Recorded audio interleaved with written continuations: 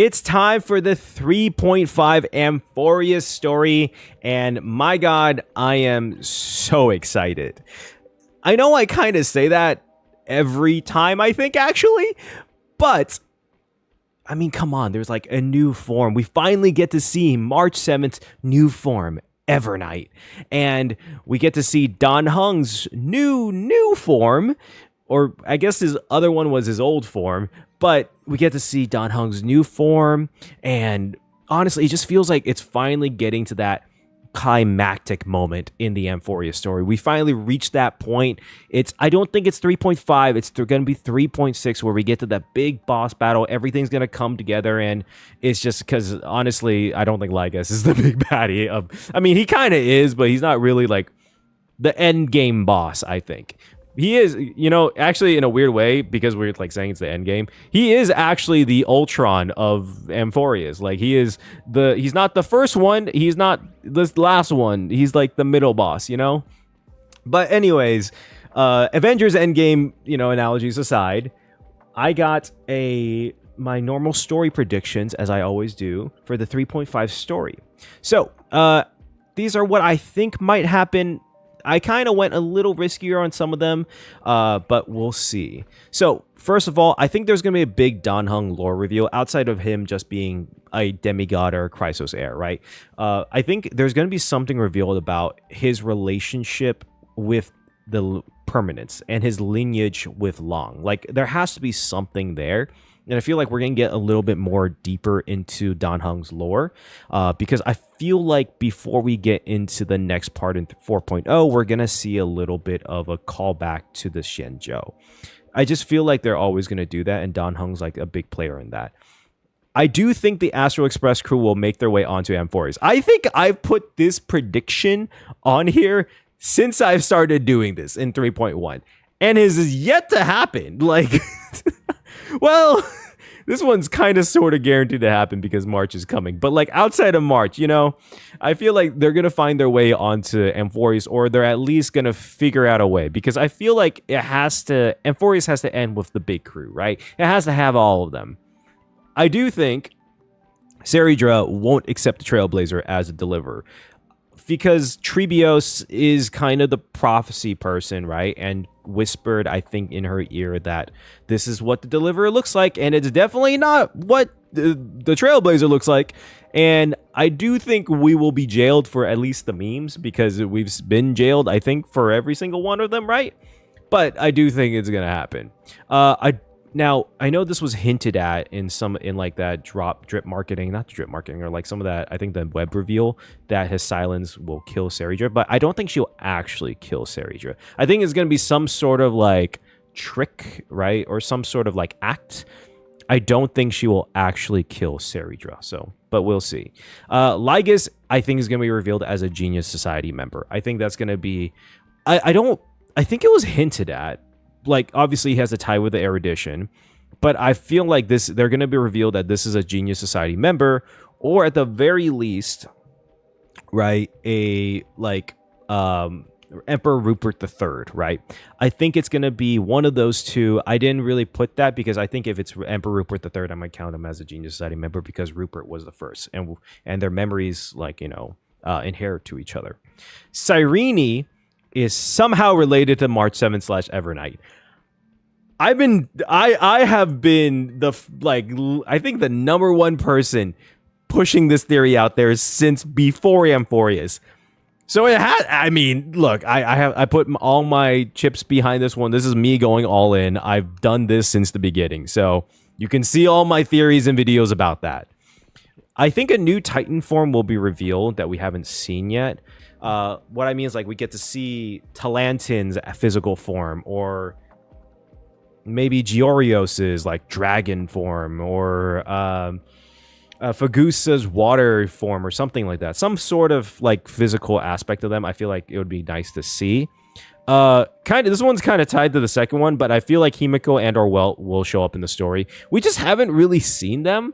And I do really want to update about what they're up to, what's going on, especially since we're really getting to the last part of Amphoreus. Now this one's a big one. I think Lygus will die in this batch, Because to be honest, after 3.4 and this one where he's trying to stop it, and we do know we get his boss fight, I don't think he has anything else more to add to the story other than just like general world building about like the robotics and AI in Amphoreus in Star Rail. I feel like all his part of the story is going to be over, and they're going to end up killing Lygus, which is why the boss fights in this patch. And then 3.6 is going to be the big big finale, which is the big climactic moment. And 3, which is my guess is going to be like the fight with Iron Tomb, right? And then 3.7 is the epilogue, which has been confirmed that 3.7 is the last patch in Amphoreus. I don't know if now I could be completely wrong, and 3.7 could be the climactic moment and end with an epilogue, but I just feel like how things are going, 3.5 is the big buildup. Like I said, Avengers 2, and then we get to Avengers 3.1. And then finally, this is part of the same one with Cyrene. I've been spouting this since before Amphoreus. March 7th / Evernight is an Emanator, or I will add this on, a higher status Pathstrider or like equivalent person to the Emanator of Remembrance. Now, I know from her reveal like trailer that a lot of people were pointing out different things that, look, there's like so many like notices about her being part of maybe the like a veracity, part of the veracity, or so, like because she ate Amphoreus, or she like has all these like, you know, teeth marks on her arms and stuff like that. And I'm not saying that's wrong. I'm saying that there has to be something about her that ties her to a higher being of the Remembrance. And look, if it's something like the Lord Ravagers, where she before she became a Trailblazer, she switched paths, and maybe the veracity gazed upon her or something like that, and because of what she was doing, I think my current theory, and I wasn't able to make a full-on theory about this when she was revealed. I really wanted to, but I took my trips. You might be noticing that I might be more tan now, or maybe not because of the lighting. But I think that March 7th is, or like Evernight, was a memo snatcher, or was that like kind of being that the Emanator-like being that Black Swan was talking about when she was telling Himiko about this group or organization that is like that kind of deals in like trying to create new worlds.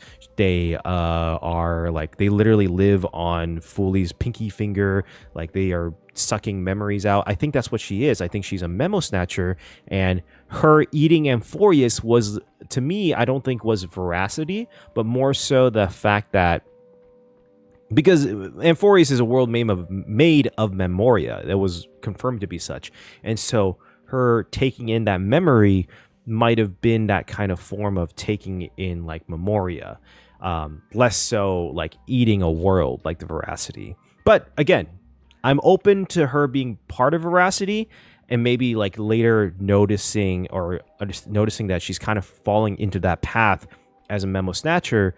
I just think there has to be something within maybe not current her, but previous her that was a memo snatcher, an emanator, or a higher Pathstrider of the Remembrance. So again, that might be copium. I know a lot of people were calling me copium about that, but I'm still in heavy belief about it, okay? I still believe. But anyways, that's enough of me yapping. It's already been quite a few minutes now. But yeah, let's get started. I'm, like I said, super excited. Talk to Cyrene about future plans. Oh yeah, start view. I do like this. I really enjoy this. And the fact that it's now voiced is so nice. He warned us that Amphoreus. I'm not sure if this is a hot take. I do really like her new voice. I actually really like Kaelus's new voice. Personally, nothing against Caleb, Yen, or the things. I actually kind of like it a bit more. I think it fits a bit better. But I don't even play as Kaelus, so. But I do. I don't know if I like this one more or less than the other one. I actually really like it. It just sounds more epic, like a little bit more, rather than silly. Returned to the Express as planned to seek help. On top of that, Scroolum informed us that March 7th had also been drawn into Amphoreus earlier. And it's cool that the way she's kind of talking about it is, like she's really experienced. Like this is like her diary, which is cool. However, the current priority was the Era Nova. I quickly arrived at the Vortex of Genesis and met with Finan. The Era Nova ritual was supposed to proceed smoothly. I'm under very the guidance interested to of see how they Lyles, explain this. but the appearance of the Flame Reaver once again left the fate of the world hanging in the balance. We struck down the enemy's mask, only to discover that his face was identical to Finan's. Oh, I like the emotion. When his body was pierced by the ceremonial blade, a flood of memories surged forth, revealing the truth about Finan, the Flame Reaver, and Amphoreus. I didn't know that was how they played it from like Stell's POV or the MC's POV. I didn't realize that was like, it was just like kind of sucked into her as a memory. It turned out that all of us were trapped in the eternal recurrences created by Finan and Cyrene. And the Flame Reaver was Finan himself, who had burned out after bearing countless core flames. Their goal was simple: to oppose the Eon and rewrite the world's doomed fate of destruction. I still am very curious about how, in the end of this all, like how Amphoreus is gonna become like a real world. It's like Pinocchio is becoming a real boy, but like a world. The eternal recurrences had already played out 33,550,336 times. In this final cycle, I promised Finan to take on the title of Deliverer and save the world in his stead, while he would fulfill the wishes of the countless versions of himself. Tear the sky asunder and confront the destruction head on. Low-key, like high-key, not even low-key, high-key. Finan might be up there among one of the strongest characters in this game. Just the idea, I've never mentioned this, but like just the concept of him scratching Nanook, even just a small smidget of harm to an Eon, is wild if you really think about it.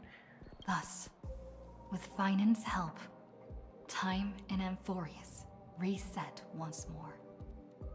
But I became lost in the chaotic flow of time. At the critical moment, Mem, Oh, I didn't realize that's what happened. regained all her memories, sacrificed herself to send me back to the beginning of time. I thought I thought she was just sent to the beginning. I didn't realize that was how it happened. Oh shit. All right, let's go. It's still early. Where to now? Let's go. It's time.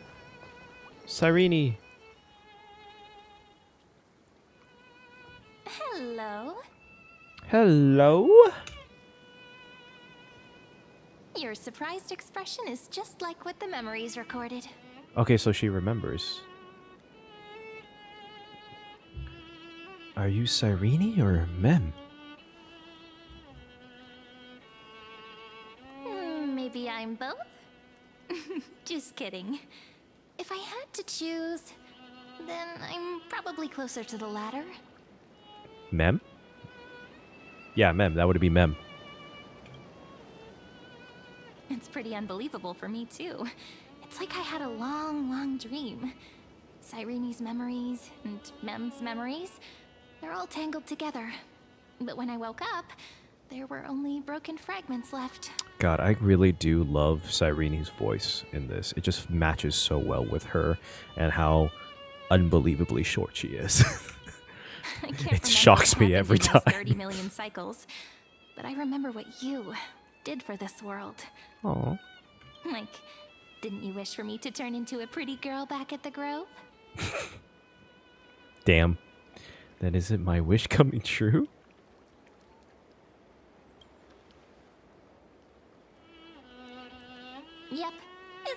amazing. Damn. It's like a seed finally grew up and became a flower. And I'm definitely as cute as a flower now.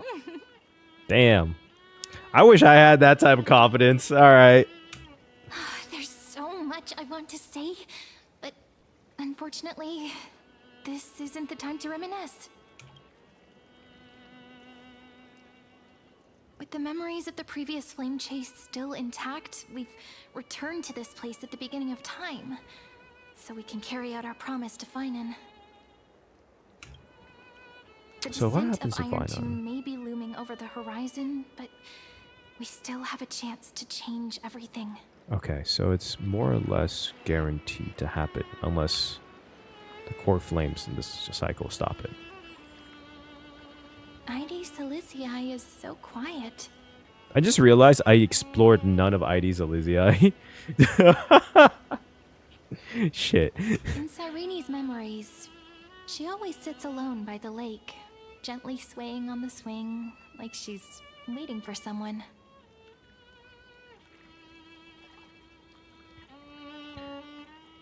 Who was she waiting for? Oh wait, sorry, I forgot to do something. Hold on. Thank you. Whoops, that was my bad. I had to do that for recording purposes. It's the same for Finan. Yes, Finan too embarked on his journey because of this view. He then walked alone for more than 30 million cycles. I wonder how Cyrene feels about that. Thankfully, you arrived during his long wait, friend. Is that also why Cyrene did what she did? It sounds weird, doesn't it?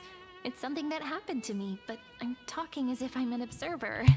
Ma'am, you are part of the remembrance. It's just kind of what you do. Child of the remembrance. But that's just what those memories are like.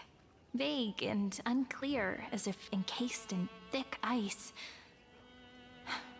The only things I remember are the days I spent with you. Amphoreus will fall into an ending of destruction after the next Era Nova. But those stories went out of fashion ages ago. In a proper romantic epic, the hero's supposed to foil the villain's plot, right? That's actually kind of funny because, so if you don't know, in a lot of, I guess it's not always true, but in a lot of like Greek tragedies and tales, like it's not, the hero doesn't always win. It's actually like quite like fairly not that often. They do win glory and fame, but their ending isn't always great, which is kind of funny how she puts like, oh, those stories are out of fashion. It's time that we win. I think it's actually kind of cute and nice. We need more help from the allies from beyond the skies. That's right. We now know that sealing off the sky wasn't Aquila's actual intention. Lygus is the mastermind behind it, the one who's trying to control everything. How unforgivable. But I still feel a bit anxious. You did behead him, so... Lygus chose to walk into the spotlight and reveal everything, which means he still thinks the current situation is under his control. Maybe he still has an ace up his sleeve. Think about it. Even the name Lycurgus is a fake one. We have no idea who or what he really is. That's actually really true. I didn't even, like... Well, I should have thought about that. Like, it could have been... Lygus and Lycurgus is probably fake. Which means it's probably time to borrow that treasure you're Rupert. carrying, friend. What? Hold on, what? Time to call Skrull with the chrono... to the Stellaron to destroy Lygus. Yes! Let's do it! Wouldn't that be a waste? Danhung specifically said not to let you use that power. Please don't take that risk. Oh, okay. That was a joke. I'm sorry. I'm talking about the chronocognitive anchor. Didn't that Intellitron friend say, when required, it can also serve as a bridge for communications between the internal and external world? ID Silicii is a little village enclosed by time. We might be able to contact the outside world from here. Why don't we give it a try? We should at least tell our friends from beyond the sky that you're still in one piece. Yes. Firstly, I didn't think one of my my theories would come true immediately. I'm not gonna lie. Wait, it's the boy. Oh, I'm not gonna do that quest right now. But I love the I honestly, one thing I do like about Amphoreus is the little animals are so adorable. Wait, hold on, I'm going wrong place. Is this okay? I didn't know if this was like a thing. Is this Cyrene's house? Like, does she live here? Is this just hers? It's super quiet here. Sounds can't get in or out. Back in Cyrene's memories, this room was her secret base. No one noticed her practicing Orynyx's prayer here, or trying to speak with the gods in secret. But today's different, isn't it? We aren't trying to contact unreachable gods, but humans from other worlds. Real people. I'm prepared to witness that miracle, friend. Oh. The way Cyrene talks is so similar to Mem. I also think she kind of talks a little similar to March 7th, just saying. I have so many questions. I'm also worried about how Dawn Hung and March 7th are doing. Here's hoping the chronocognitive anchor can still function normally, because I really need answers.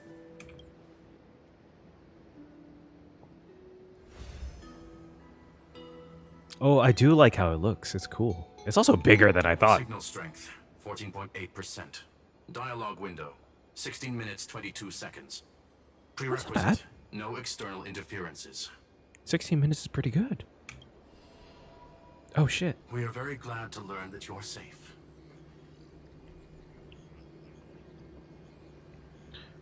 It's such a relief to see you two. Pity. Now's not the time to celebrate. Having two geniuses standing here means you are in big trouble. That's... Wait, that's actually... Wait, that's such a funny... Okay, I don't know why I laugh so much at that, but, like, that's just... It's really funny to me that, like... Oh, yeah, you would normally feel, like, relieved that you're like, oh, yeah, I have two geniuses by my side. But no, it just means that you're in bigger shit. Listen up, little one. The Destruction's eyes are gazing upon this place. No, I'm not joking, and no, it's not Droidhead. It's the real Nanook. Time is running out, so I'll explain in terms you understand. This world, Amphoreus, is in fact a testing ground, where the Lord Ravager, Iron Tomb, evolves through self-extrapolation. Okay. Hiding in this segmentum, unknown to other life forms, it has endlessly repeated the process of Era Nova, seeking a solution that could obliterate the erudition. Oh. I'm very glad that they are explaining it in layman's terms.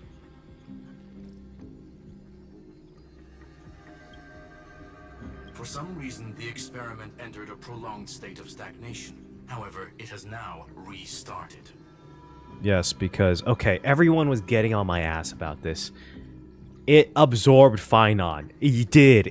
It might not have absorbed all of the Phynons, but it did absorb that Phynon, okay? It literally said, I double-checked at the end of it, okay? Anyways, we're moving on, but I got that comment so many times. Prediction. If effective intervention is not performed, Iron Tomb will complete its self-coronation in 14 system hours and initiate its plan to destroy the entire path of erudition.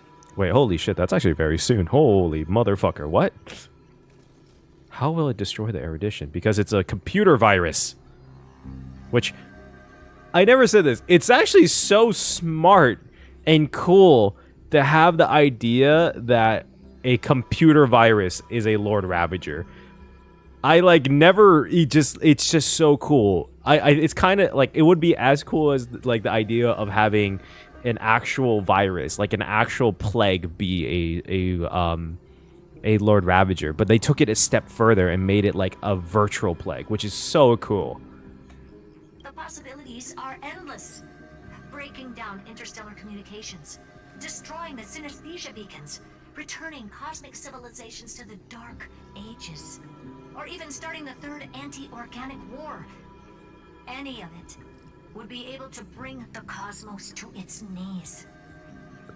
Simply put, it will tilt all sciences and technologies towards the destruction.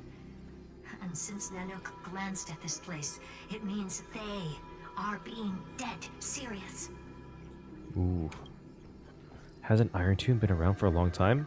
Oh, this is gonna answer a lot of confusion a lot of people have. Based on info provided by the IPC, Iron Tomb probably isn't like Selenova or Zephyro, who are overlords ascended from human beings. Instead, Iron Tomb is an algorithmic sequence. It can be anywhere, as long as there is a receptacle for its calculation. The version of Iron Tomb hiding in Amphoreus is its source code, and this scepter is its incubator. 14 system hours is not a long... That's 14 hours! Yep. Think of it as the program having reached 99.98% completion already. And then it's over. Something in the shadows has been driving everything forward. It's the observer named Lygus. Speculation. He's the Scepter System's administrator. He wants I thought that was Iron Tomb confirmed. to break through the knowledge singularity. I don't know why he wants to do it, but he'll remove interferences at any cost. You're the only variable within this world, and you're the only thing he fears. Ooh, that's a good way to put it. So listen closely, little one. The speed of time is different in Amphoreus compared to the outside. Destruction is just about to arrive, but you can still play Deliverer one last time. The cycles have already been broken. You've entered what is theoretically the last cycle Amphoreus will ever be able to run. An Iron Tomb will break out of its prison as soon as the process of Genesis is triggered once more. But now there's an abnormality within the experiment. You know what I'm talking about. One of the model's 12 factors. That is one of the 12 demigods. Destroyed himself using the power of the destruction. Okay, maybe he wasn't absorbed, but he did destroy himself. But I'm fairly sure he was destroyed. Fine and Signal disappeared from the cycles the moment Nanook cast their gaze this way. That means World Bearing's computational logic is currently flawed and bugged. Yet it's the factor directly related to the process of Genesis. Fine on sacrificed entrusted the duty of world bearing to me. That old Intellatron will definitely do all he can to debug this error. So you have to take this chance to claim Kepfali's core flame. But don't let him have his way. The key to suppressing Iron Tomb lies in whether he can rewrite the purpose of Era Nova. There's one more preparation we must make. Lygus's behavior has been quite abnormal. He's never interfered in the actions of Titans or the demigods throughout the whole experiment. Deduction. The Scepter has an extremely strict autonomous protocol, restricting even its administrator. In Amphoreus, this ultimate protocol goes by another name. Talanton? The Law Titan. Talanton. It's so interesting that one of those protocol is an actual factor. Law. They are the rules that restrain all things in Amphoreus. And it was the core flame returned at the very beginning of the last flame chase journey. Why do you have another little pink one next to you? Huh? Her path chart is... Oh, wait. Is there something wrong with me? Never mind. Let's get back to the topic at hand. Light calendar 3960. Month of balance. We'll be locking onto this time period to find law. You can either meet the Titan, Say it. convince Say the it. demigod, Why or won't take you the core just flame say by it? force. It doesn't matter what you do, so long as you bend it to your favor. We still haven't figured out how you and Don Hung got inside this world. So influencing protocol is currently our best way to stop Lygus, or Ooh. to call for more reinforcements into this fight. Once you've got law in your hands, we'll discuss our next steps. Okay. I guess they might reveal this, but I did have... God, I've had this theory. I literally wrote it, recorded it, and cut it, and like working on editing it, that about the Trailblaze. And inside of it, I mentioned briefly that I think how Don Hung and the Trailblazer got into this world was due to the actual path of the Trailblaze having the ability to break into any world no matter what it is, like as part of the Trailblaze's like concept. I guess we're gonna find out maybe in this patch, which would make me have to update, like do an update note on the end of that video whenever that comes out. But yeah, I was holding on to that video since before the Lord Ravager's like reveal trailer, and just non-stop lore since 3.4, and then I have my trips, so like I had to push it back. Make sure the core flame doesn't fall into enemy hands. Okay, dude, it's been less than 16 minutes. Come on. Herta, the firewall's interference is getting closer. Time is running out. Please ask any questions you still have as soon as possible. Please don't. How's the Express crew doing? Iron Tomb can't affect the real world just yet. Don't worry. Himiko and the others are more concerned about your well-being than their own. Is Dan Heng safe? Mr. Dan Heng did not enter the new world with you at the end of the last cycle. Known. The flow of time inside and outside Amphoreus is not identical. 1,000 years in this world may only be a fleeting second outside of it. Oh shit! Dan Heng has been just waiting here. I know it kind of like hinted at that. I thought it was a choice. I thought that I know the trailer kind of hinted at that, but I thought it was a choice, not like he was stuck here. Conclusion: he is on his way back to the Express. Okay, hopefully. Where's March 7th? Miss March's situation is rather complicated. Madame Herta and I can detect her signal, but cannot ascertain her location. What we can be sure of is that she's still in Amphoreus. Don't worry about her. She's absolutely chock full of mysteries. Even if Amphoreus explodes, she'll probably float out perfectly protected in a nice thick layer of ice. Worry more about yourself instead. What the fuck? How the fuck does she know that? I don't have any other questions. I believe in your capacities. Aww. The hands of the Trailblaze can create miracles, and will certainly be able to snuff out the flames of evil. I'm not going to give any motivational speeches. I just hope you bring good news the next time we meet, little one. She's just like, I ain't fucking giving you anything. You just better do your job. No, not little one. Deliverer. Ooh.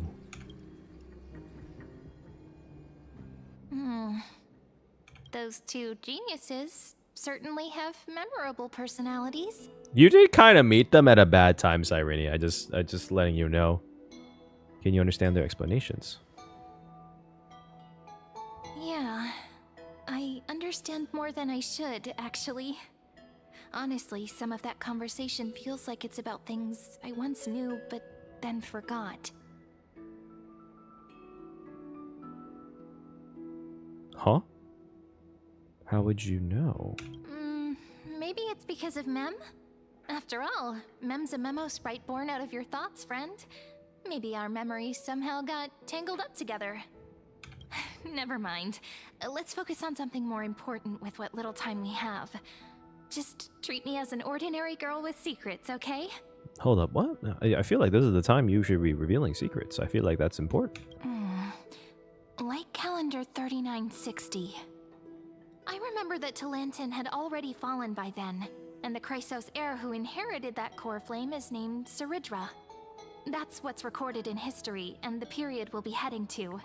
We'll need to find Law and stop Lygus. Okay, so we won't see Talantin. So, we've at least got a solid direction, right? Can you give me a little bit of time before we go? I want to pack some stuff. There's so much more I need to take care of in this form, and I'm still getting used to it. What do you need to pack? Her cards? A relaxed scene like this probably no longer exists in the outside world. Retrieve the cognitive anchor. Okay, what's Cyrene? This is important, and that's also important. All the plants? It's not gonna fit into my bag. Hey, look, Cyrene, I'm just telling you. Finon left with just a sword, okay? Girl, I think you'll be fine. Hold on, I'll be done in a sec. I thought it was gonna be something like really hyper important, but okay. Don't forget to take with you. It's only made a communication with the outside world. A genius's message is still there, reminding you. Travel to Light Calendar year 3960, the era of Talantin's fall. Gain control of the law.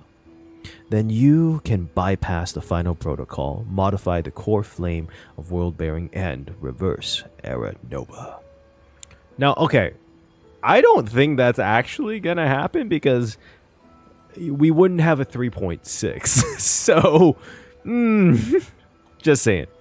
Delay, Iron Tomb, birth. Beep, beep, beep, beep, beep, beep, beep.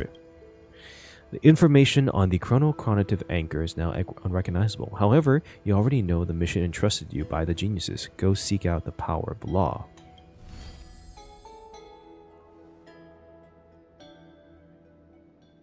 Should I head to the attic to wait for Cyrene? Or should I have one last look at Ides Elysiae? Sure. Let's go up and take a look at Ides Elysiae from the top.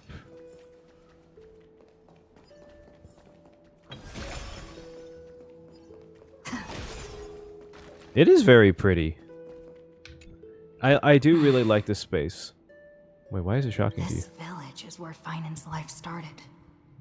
After 30 million cycles and 30 million failures, his burden is now in my hands. He said I will take over the responsibilities of world-bearing. But what does that mean? Becoming the new Kefali? Or forging a completely new path?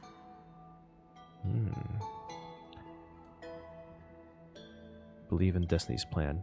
You just gotta believe. Destiny must have brought me here for a purpose. That's right, girl. This isn't a coincidence, but an eventuality created after 30 million quantitative changes. There's a really nice background. There's nothing to fear. I'm destined to play the most important role in this final battle. I've already beaten another Lord Ravager after all. Yeah, that's right, girl. You're 1-0. That's right. Thinking hard over there? I finished packing. I decided to just bring these few things in the end. See? There's a journal, a quill pen, and the ceremonial blade of the Priests of Time.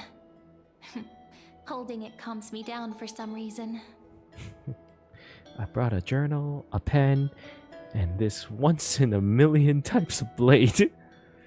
There's one extremely special and ceremonial. I feel like it'd be a problem if she didn't bring it. The scent of the black tide is now calm. Finan must still be fighting them in some way. This will be Amphoreus' final flame chase journey. But it won't be the end of us. It'll be the beginning. Friend, are you ready to become a hero? Hell yeah. I still don't know how I should act around you. Just treat me like any other friend you have. We share a common goal and common enemies. And we may also share a common future. A future that has never emerged in any other cycles before. I believe in you, friend.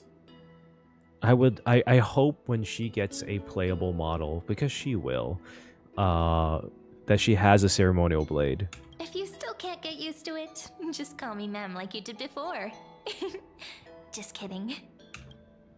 I still don't get it. Why must it be me? Are you worried that the burden is too heavy for you? Don't worry. Maybe the answer isn't as complicated as you think. You've seen how every person regarded as a hero in Amphoreus was nothing more than a flawed human. They were just at the right place at the right time when the world needed a hero. But those aren't coincidences. Just like how your arrival kickstarted Amphoreus' fate once more after a stagnation of more than 30 million cycles. It's the inevitability of being a trailblazer. A person's personality is their destiny. Your own hero's journey already started the moment you decided to board that express. Stand with me and let's become heroes in the words of Finan. Stand with me? That does sound very nice. Why don't we take everyone with us? I believe in you, friend. We'll never be alone, no matter what awaits us. Take everyone with us. What does that mean? In other words, since you've already saved so many worlds, friend, you should be used to being called a hero by now. Maybe you can tell me those stories as we travel. That way they can become our shared memories too. I'm surprised we didn't tell Mem about any of them. Let's trailblaze onward like before and create a future that's worth being remembered.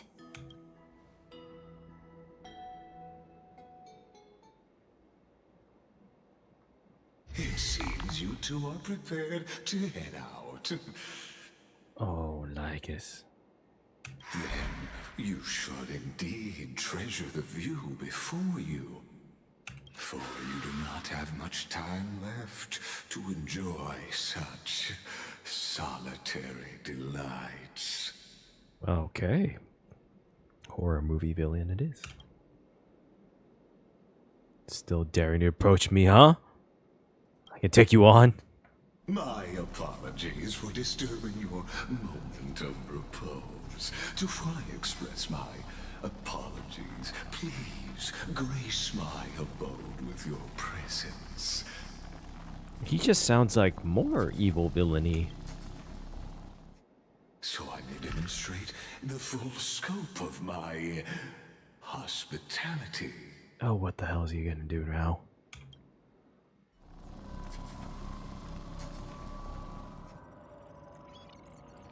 Oh shit, are we? Oh, what in the Is this place? what in the Persona 4 is going on here? What the frick? Are those computers? What the fuck is this? What in the fuck is this? Is this TVs? Polmos 600 Premium Mobile Titan Strife Authority Path. Oh, wait, is this where all the path? Farewell then. May we reunite. Sky path. World. Oh, it's Casterus. Death. Okay, we know that one's Equilibrium. Epicaria 2216. Oh, what's this one? This one is Elios. Ooh, I should go and like go back and read what these are, because I know that this. These are. This is All cool. shall bid farewell to one, and that person alone will witness the miracle. Mem 720 Premium Mobile Authority Reason. Okay, so that's Anoxa. Hop Lotus 405 Premium Mobile Passage. So that's Tribios. Okay, so I literally have a whole ass theory written and edited and ready to go for this weekend about all the Titans Authority and their past. So if hope to God it doesn't get revealed immediately. The light of the Dawn device never fades. Kephal's protection has no end. Romance, most likely beauty. So Kasloa, that's Aglaya. Okay, we learned this one. Trickery is elation. After I cross this river, it will be a tragedy for mankind.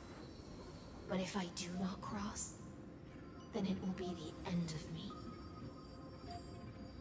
A silence? Is that something we're gonna probably see later? Aparia, ocean. Oh. Oh, it's crazy. Like, I'm not sure if this is just supposed to be wire or like a snake thing, but like.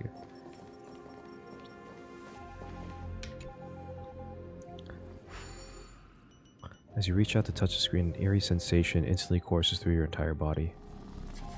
You feel. Outlier. Executing command. Record.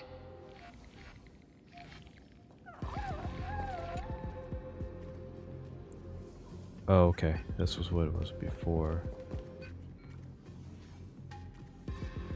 What the fuck? Yo, this place is insane.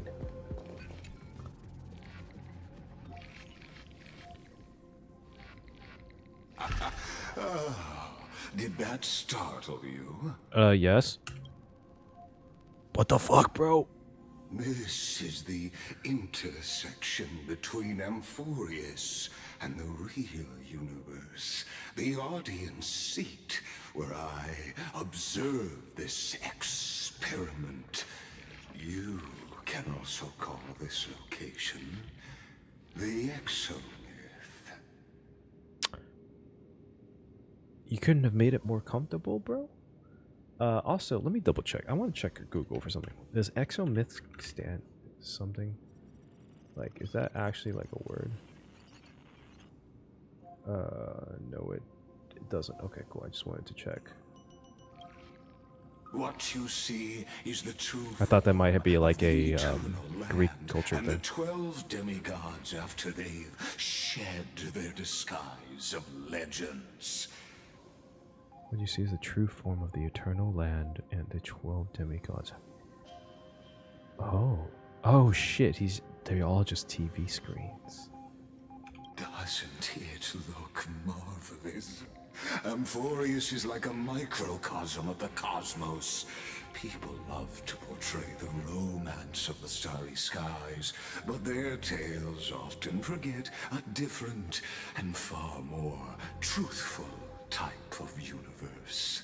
Oh, yo, is he gonna be one of those that like the world is simulation? The moment ancient Antikytherians sketched geometric shapes on the sandy beach and recorded the first numerals and symbols on parchment, the universe turned into a silent equation flowing under the pen of these relentless decoders.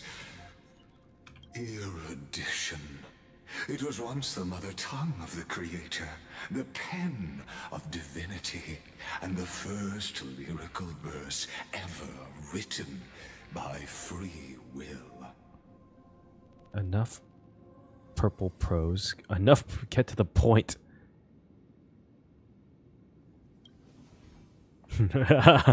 Seems like you are not in the mood for an idle chat. That is fine. I simply wish for you to understand that I have no intention of being your enemy. Bitch! Excuse me? My man lies as much as he breathes. He doesn't breathe. Hold on, he's a robot. I have devoted myself over the long years to nurturing the scepter's extrapolations, hoping that the Prima Mobile would bud from within it. And now, my goal is almost complete. Nikos 496 had exceeded the intelligence singularity through his rage. Oh, shit. Though he still retains his obsessive defiance and managed to suppress the black tide of this cycle, it's a matter of time before his will crumbles to dust. Iron Tomb will be completed. That will not be affected by my plans, your resistance, or the schemes of the two geniuses. It is an irrefutable fact, just like the instance in Noos's calculations.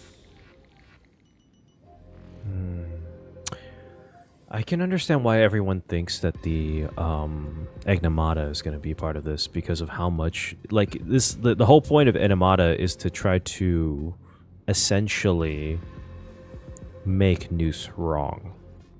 In other words, as long as you are willing to stop interfering and let the final Aeronova carry out its natural course, I'll guarantee the safety of all nameless and ensure you return unscathed. Motherfucker, okay, cool. We leave. Oh, yay, we're gone. Oh shit, Lord Ravager comes out. Now we're all dead. Like, that's not a great argument. We're just gonna die later. Why should I trust you? You've always had a choice, my lady. Oh, he's a milady. Okay, all right, Legus. Either accept my sincerity, or face the consequences of defying it. What will happen to the people of Amphoreus? They've always been the product of the experiment, so naturally, they will perish when the experiment ends. That outcome was predetermined long ago, so I will not embellish such a regrettable conclusion. I still have a friend stranded here. Ah, yes. I am aware of that esteemed lady's Esteemed? whereabouts. Esteemed. Oh, that really implies that March is something special. Her real identity is quite astounding. If you decide to accept my proposal, then I will do all I can to send her back to you. When Iron Tomb descends, no one will escape unscathed. Exactly. You are indeed worried about your safety and that of your companions. Yeah, good luck convincing Iron Tomb to not destroy when he was made to destroy everything. Rest assured, as a fellow pathstrider of this path, Nanook's gaze left a brand on your soul. Hold on, what? Long ago. You harbor the seed of destruction within you. But you need to learn how to use it in the right way. That vital knowledge is also my bargaining chip in this negotiation between us. For there are few in this world who are truly capable of such a feat. Wait, so we are immune to the destruction because we have a Stellaron in us? But then that doesn't make sense, because Fantilio fought us. And I happen to be one of them. Wait, excuse me, hold on, let me reread that. Okay, rest assured, as a fellow pastor, Nooks left a brand on your soul long ago, the harbor. See destruction within you, but you need to learn how to use the right way. The vital knowledge is... Oh, okay. Okay, I see. Okay, I understand now. So he's saying that he is one of the few people that can teach us how to use the Stellaron. Interesting.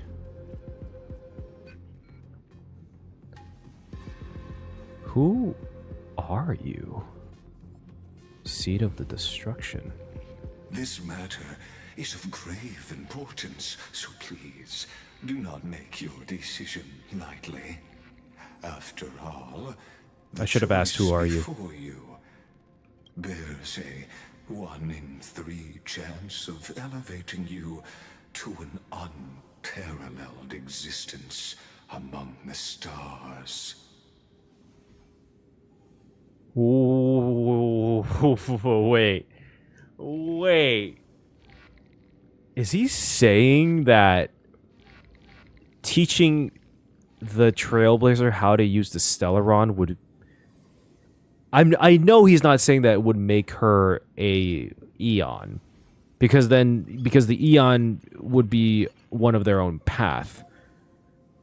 Which I guess it's possible. He could be saying that he could use a Stellaron to make the Trailblazer the Eon of the Trailblaze. What I'm taking this is that he could make the Stellaron evolve and make the Trailblazer a Lord Ravager because she already follows the destruction through the glance of Nanook. Am I understanding that correctly? I've never thought of becoming unparalleled. The cosmos. I will rule over the cosmos even without your help. Becoming unparalleled.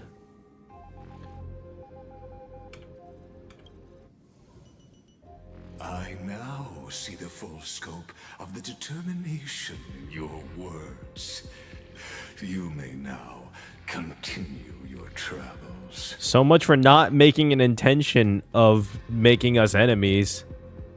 I'll defeat you right here So why did you drag me here?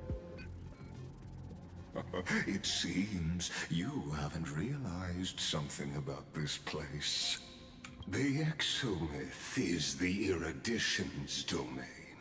You cannot physically interact with me in any way in this place, and vice versa.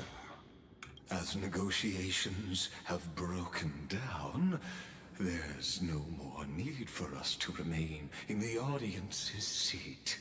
Let's return to the theater called Amphoreus, where you will meet me once again. Of course, this meeting was not without merit. Your presence has inscribed a new footnote in the exomyth. Okay, he has to be like at least a Genius Society member to have this much like abilities, right? As for its purpose, allow me to reveal it to you in detail the next time we meet. Okay, Legus. Alright, got it. 33,550,000. 100 years ago, the flames of war consumed Akama. The Outland forces broke through the dawn. Golden blood flowed with greed, and enemies descended with Kefali's eternal slumber, painting the holy city's walls in scarlet. Holy shit, that is a scene to paint. Its generals had vanished, and the elders prostrated on the ground. The throne of worlds kept silent to the pleas of the people. Oh shit. Until the heaven and earth cracked open. Not the gods answering the people's prayers, but a legion rising from the sea of blood. Saridra. Ooh, this is cool. I love the artwork for Amphoreus. Like this Greco artwork is so sick. Dawn Cloud's spires Oh, wait, fell in the the sulfur singing? rains, and the legion's commanders stood atop the broken idols and roared. Compatriots, no more kneeling! Not to brutal tyrants, and not to dying gods.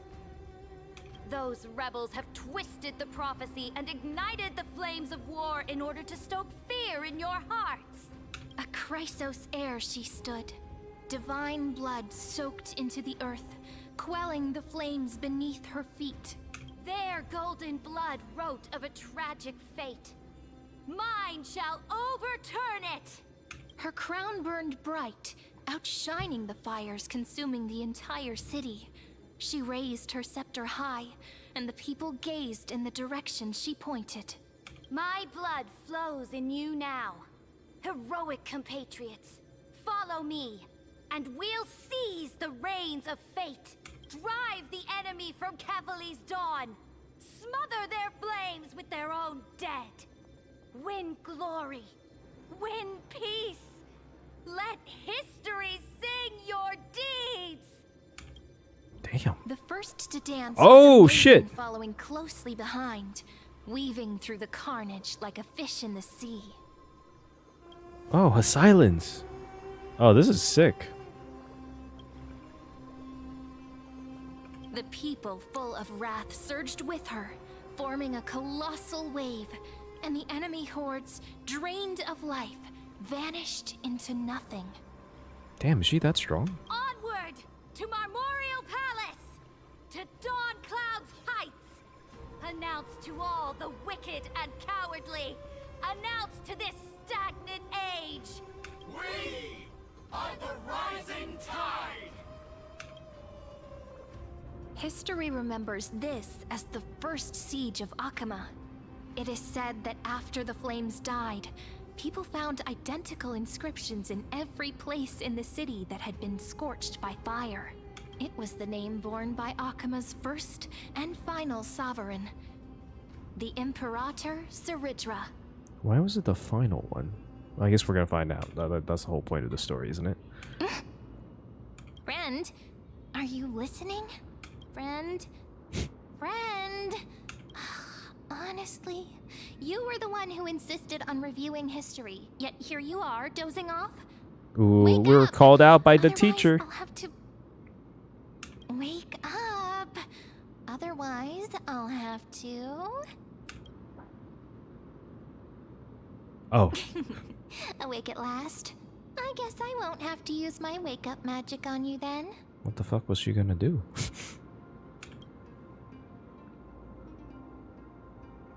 She had her fists up. Okay, I'm a little concerned. Memories are the prelude to dreams. What are you murmuring? Still lost in the past? We've arrived. A familiar place. The Temple of the Three Fates. If everything went according to plan, it should be shortly after Talantin's fall. And also the end of the first Flame Chase journey. The Law Demigod awaits. Indeed. The first Flame Chase ended with the trial of Law. We must find the demigod and gain her trust before the core flame is restored. It'll be tricky, so let's pick up our pace. To Akama first. We can learn more from the crowds there. Tyrant! You and your butchers are not welcome here. Get out! Sounds like someone's in there. Hold your tongue! Conspiring with Kremnos and plotting rebellion are crimes punishable by death. There are multiple voices, and things seem tense. Let's not get caught up in any trouble. Why don't we find a place to hide and observe from the shadows? Ooh. Alright, looks like we might be meeting Saridra soon. I wonder if this is the moment, like, Saridra took Trebios as a hostage? Wait, actually, that wouldn't make sense. It's because Trebios never came back to the temple, right? At least Kremnoans keep their faith. Oh. That's a brave man to say that in front of a soldier. I'm just saying. He's a brave priest. Gotta respect that at least. Wait, isn't that... Wait, what? We gotta solve a puzzle right now. Oh, shit. Oh, no. Trebios is here. Ooh, she looks so good. Golden-blooded defilers, perverting the prophecy and trying to slay gods. Stars beyond the sky? Gods who created the Titans? What kind of nonsense? Look at this broken world and see what your atrocious acts have done. Oh, wait. This guy looks different. I like his helmet, and look at these marks. Are there... Ooh, wait. Is he a Chrysos heir? What? Did he just mention the stars beyond the sky? Wait, actually, that's a good point. What the fuck? But how is that possible? You impudent... Dux for Goris. We're here to welcome the deliverer from beyond the sky. Stand down. Dux Vagoris. Heretic! No one but the great Talantin can deliver this world from misery. I ask you, Oh, wait. Is Saridra here? if the old laws were so perfect, why did they crumble beneath my feet? Oh, Saridra! HSR Farina. Let's go!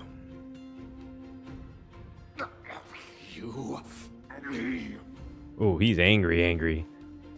He's so angry you can talk. Talantin is long gone. Now I am the law. Oh, she does have such a similar... I know it's not the same voice actress, but she does have, like, a very similar, like, kind of vocal, like, range area. Not range, like, tone. Challenge me, or submit to my judgment. Like an angrier version, though. Oh, cutscene. Oh, he's thinking about it. Silence. Ooh. Oh, shit. What gives you the right to judge a priest of law? That's Oh. because She has... I came, Oh, she gonna... I saw.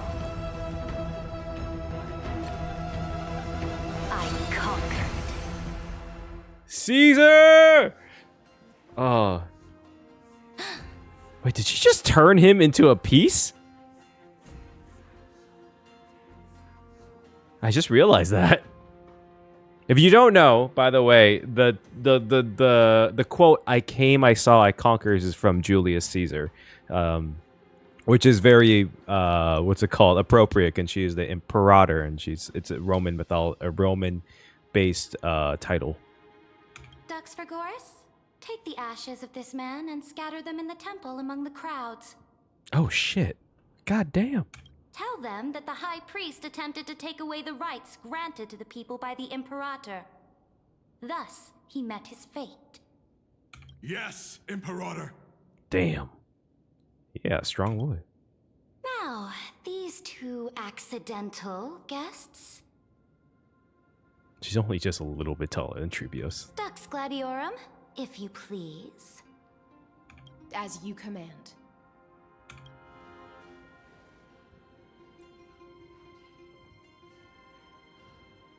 Typical start. Should have expected it.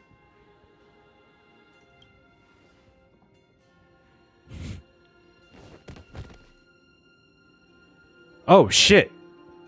Huh? Is this? Canis? Correct, but not the Canis you know. What the hell is going on? This is the leader of the Cleaners in this era.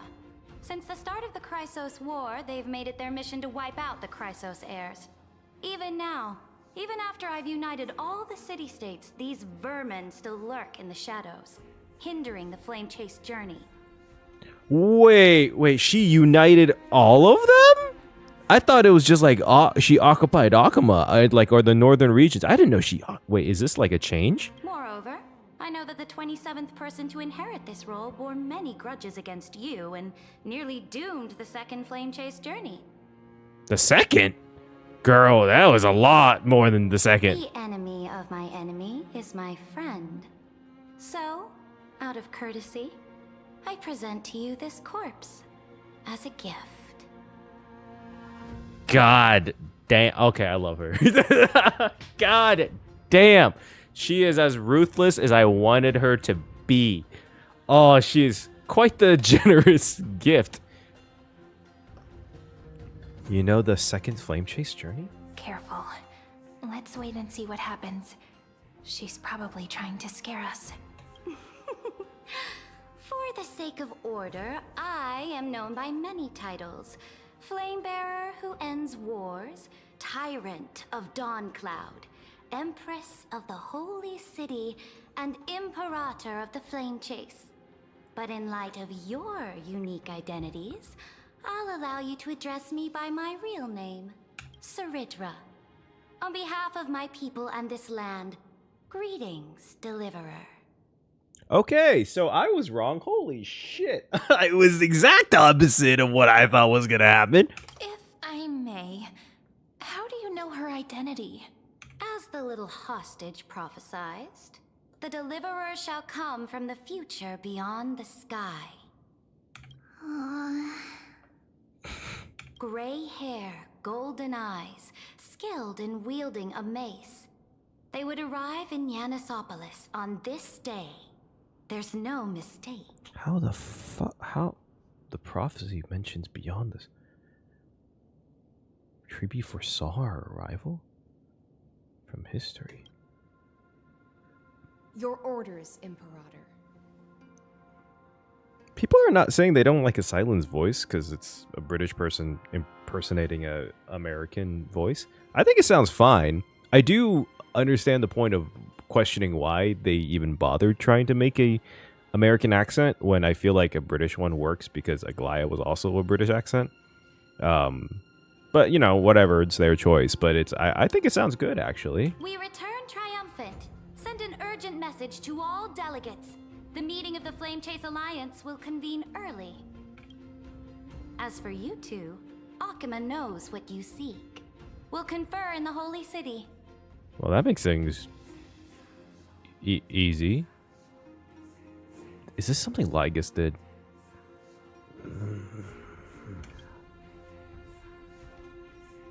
Doubtless you have many questions, but save them for later. Oh, wait, Please, wait, us. wait. Is it maybe because Don Hung? Because Don Hung may have not reached it was like, there's this idea that Don Hung was like waiting all this time because of the trailer where the vines grow around the sword or the spear.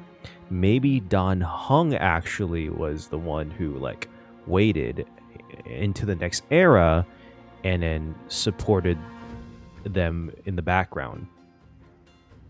Maybe, just maybe. Or it could be Lygus fucking with us. One or the other. This is not what I expected at all. The demigod we needed to find was just waiting for us. And she knows of things beyond the sky. Even eons. How could this be so different from the previous 30 million Amphoreus cycles? Who altered history? Maybe Don Hung, March 7th, Don Hung. That's what I think. I wish, but other possibilities remain. It's probably fucking Lygus. The currents of time have become twisted. Regardless of who caused this, that Imperator came prepared. We're the ones at a disadvantage now.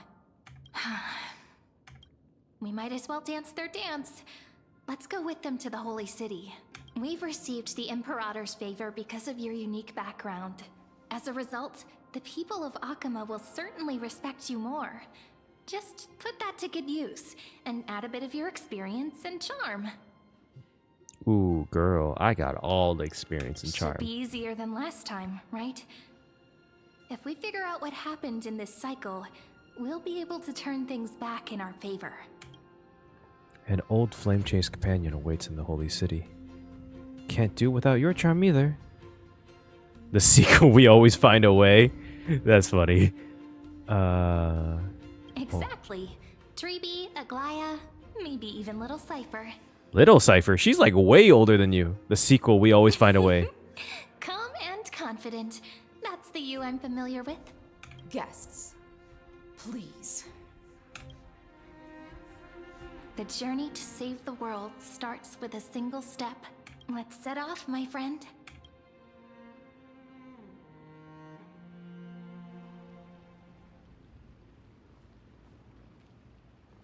Hail to the Imperator! Ooh, damn. Hail to the Golden Heroes!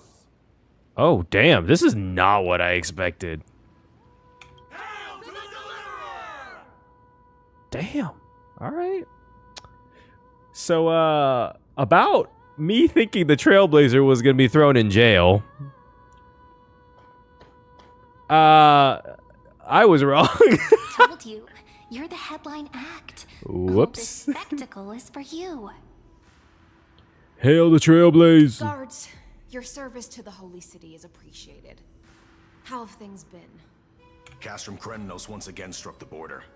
Dux Brumalis led her troops to repel the enemy. Brumalis. The agitators against the Flame Chase are still active in the city. They smashed the shops around Memorial Market. But the garrison already arrested the culprits, and now they await interrogation. God damn, I love his voice. Ooh, you get to hear the gristle in it. They are merely a disorderly mob and do not warrant any attention. Even though Terravox personally mended the fractured earth, it still didn't silence these fools. Demigod of Earth, Terravox. Oh wait, that's got to be Don Hung, because Don Hung was the permanence, right? Guests from beyond the sky, worry not about these trivial matters. Dux Gladiorum will take you somewhere to settle down for now. Can we? Because we're gonna explain why Please she has allow me her to introduce wings. myself. My name is Hycelens, and I am the Dux Gladiorum who swears fealty to the Imperator, as well as the Knights Commander of the Achaemenid Alliance. Later on, the Imperator will invite you to attend the meeting of delegates to discuss the Flame Chase journey. Your arrival has convinced us that the future promised by the prophecy is certain. Under the Imperator's command, Amphoreus shall break its chains and reach the world beyond the sky. Okay, I'm down. I'm down. Sounds like a great plan, and I'm so glad we didn't go to jail. How? With all due respect, what exactly do you know about us and what's beyond the sky? As a humble subject, I cannot freely express my own views to you. Please forgive me. I knew it wouldn't be that easy. Time waits for no one. Please come with me and rest now before the meeting later.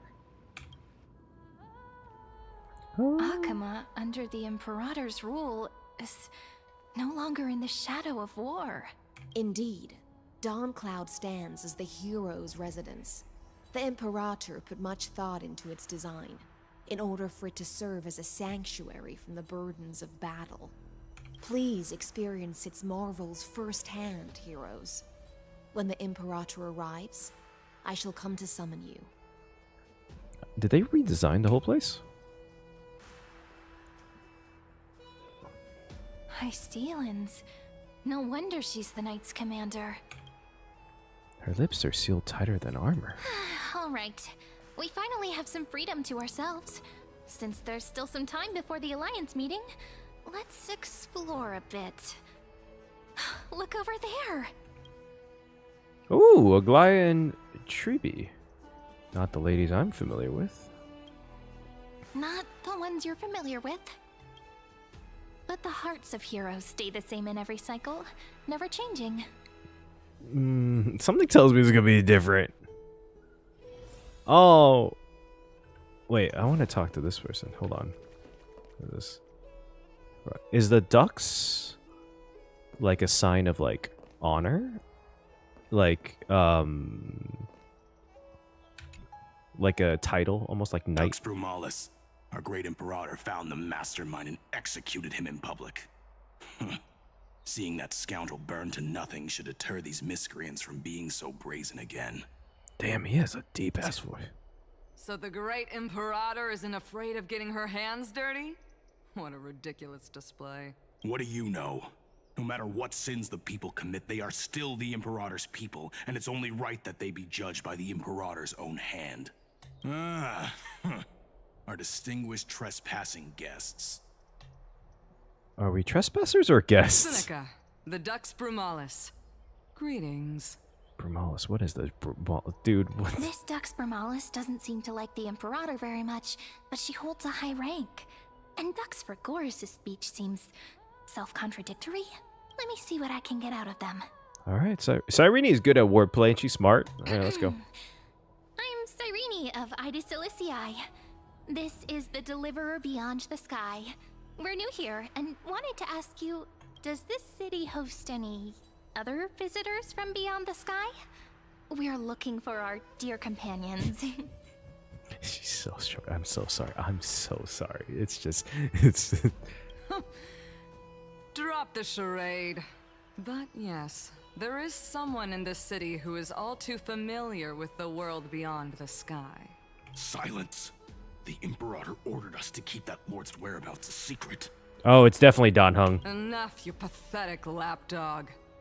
Do you need to beg for permission from that cursed Imperator even just to bark? Damn, girl.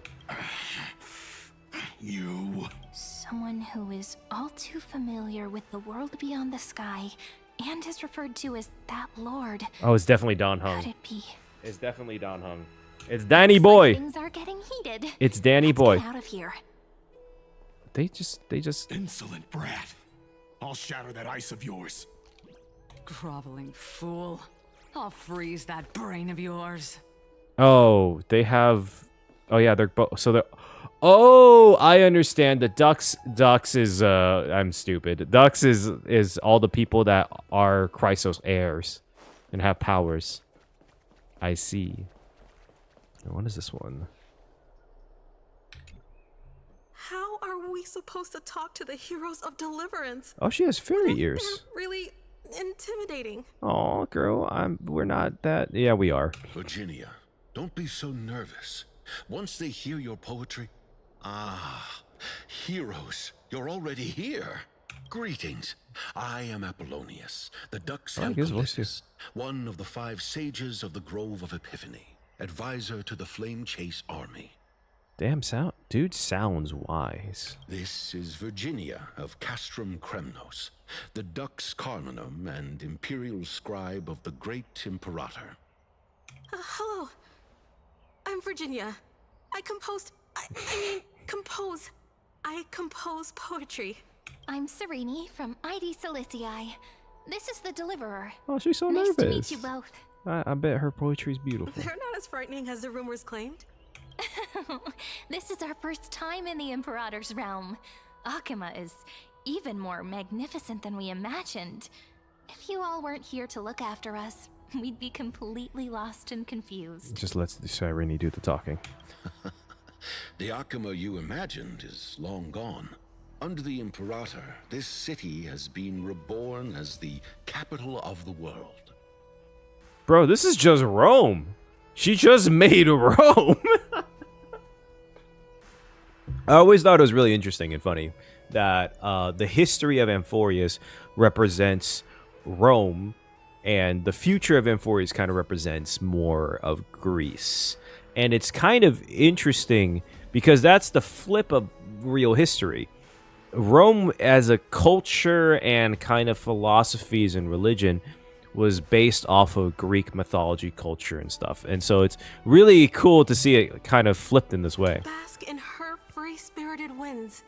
For anyone who fulfills their duties to the Imperator, these winds shall forever remain at their service.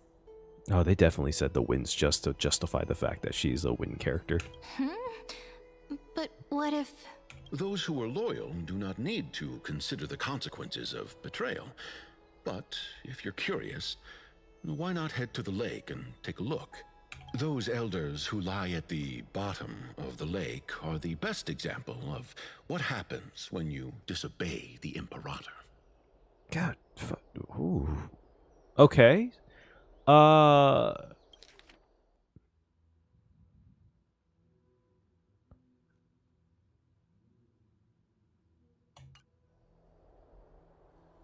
The elders of this cycle were all... Looks like that priest who was sentenced to death wasn't an isolated case. Ooh. Ooh. Fat. Ooh. She just threw him into a lake. God damn, this is some Qin Shi Huang shit, alright? Spilled a wall on top of that too, might as well. Aggie, you're still so listless today. Did you have trouble sleeping again? Yes. It's so funny to hear young Eglea. We know. The Titan's prophecy haunts you. If you want, you can talk to us, just like when you were young. No matter what, we'll always remain by your side. Aww. I know. I also understand that fate cannot be changed. It is not the future that I worry about. I spent all last night weaving clothes and linen for the refugees. The Chrysos War was born of injustice and has shattered their dignity. They deserve at least some basic decency. Aww. It's also so nice to hear Eglea with emotions, you know? If Amphoreus one day abandons this, then all of us, commoners, Chrysos heirs, Titans, become no better than beasts. Aww.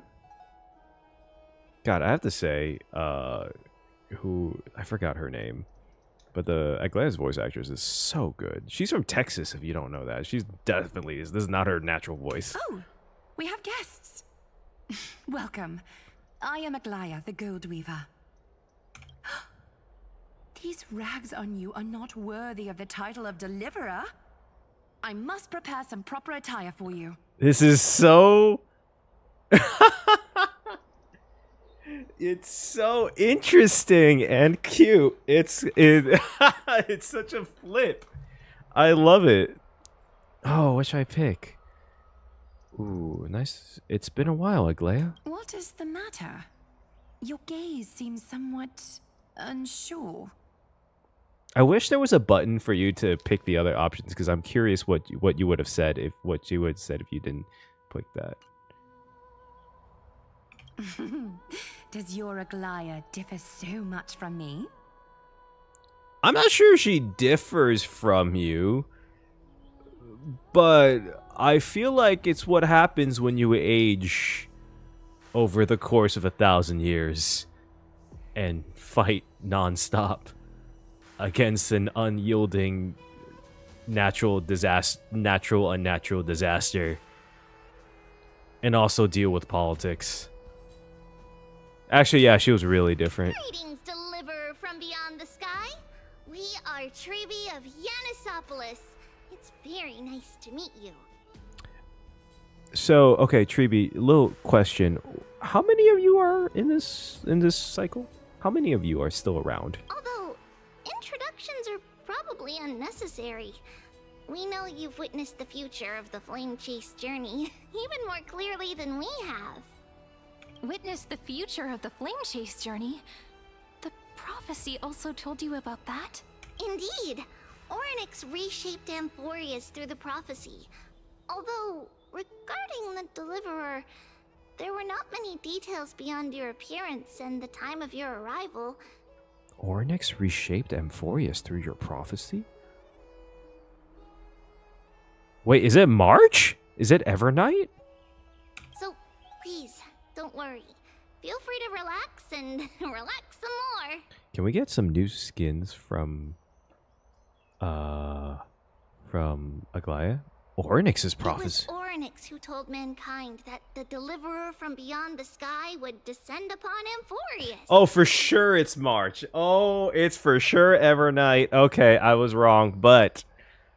Ooh, that's interesting. More crucially, they revealed a future entirely different from the Aranova. Though we still must challenge the gods. In the Time Titan's prophecy, this path leads not to a new world, but to the true starry skies. This is also what the Great Imperator has been striving for all her life. Your arrival further confirms everything. This can't be real. Even you find this surprising? Fate really is unpredictable. Perhaps the upcoming meeting will hold even more surprises.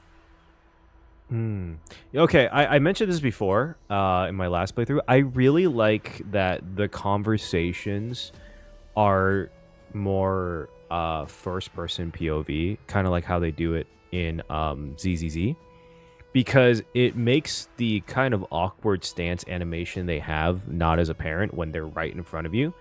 And them moving around and the light animations kind of work with it better. I'm not sure if anyone else feels this way, but I really like this change, actually. It's really cool.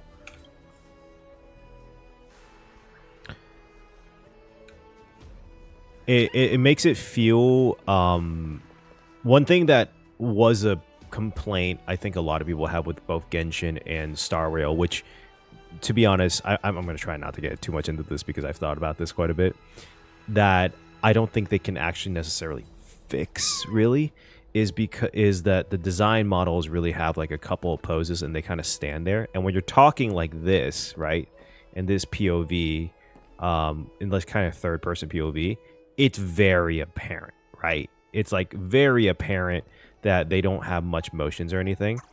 But with that first-person POV, kind of like what ZZZ does, if you ever seen it, if you ever played it, it becomes less noticeable and becomes more interpersonal, and you don't really feel like there's a lack of animation.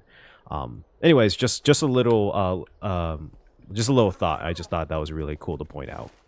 I've noticed they started doing it, I think, a bit more, starting in like maybe 3.3 or 3.4. Little fish from beyond the sky. Little fish. The Imperator and the delegates are about to arrive. If you are ready, please follow me to the meeting. About your role. I'm the Knight Commander of Akama, General of the Flame Chase Army, and the Imperator's servant. But beneath these shiny scales engraved with complicated titles, I am just a swordfish at the Imperator's side.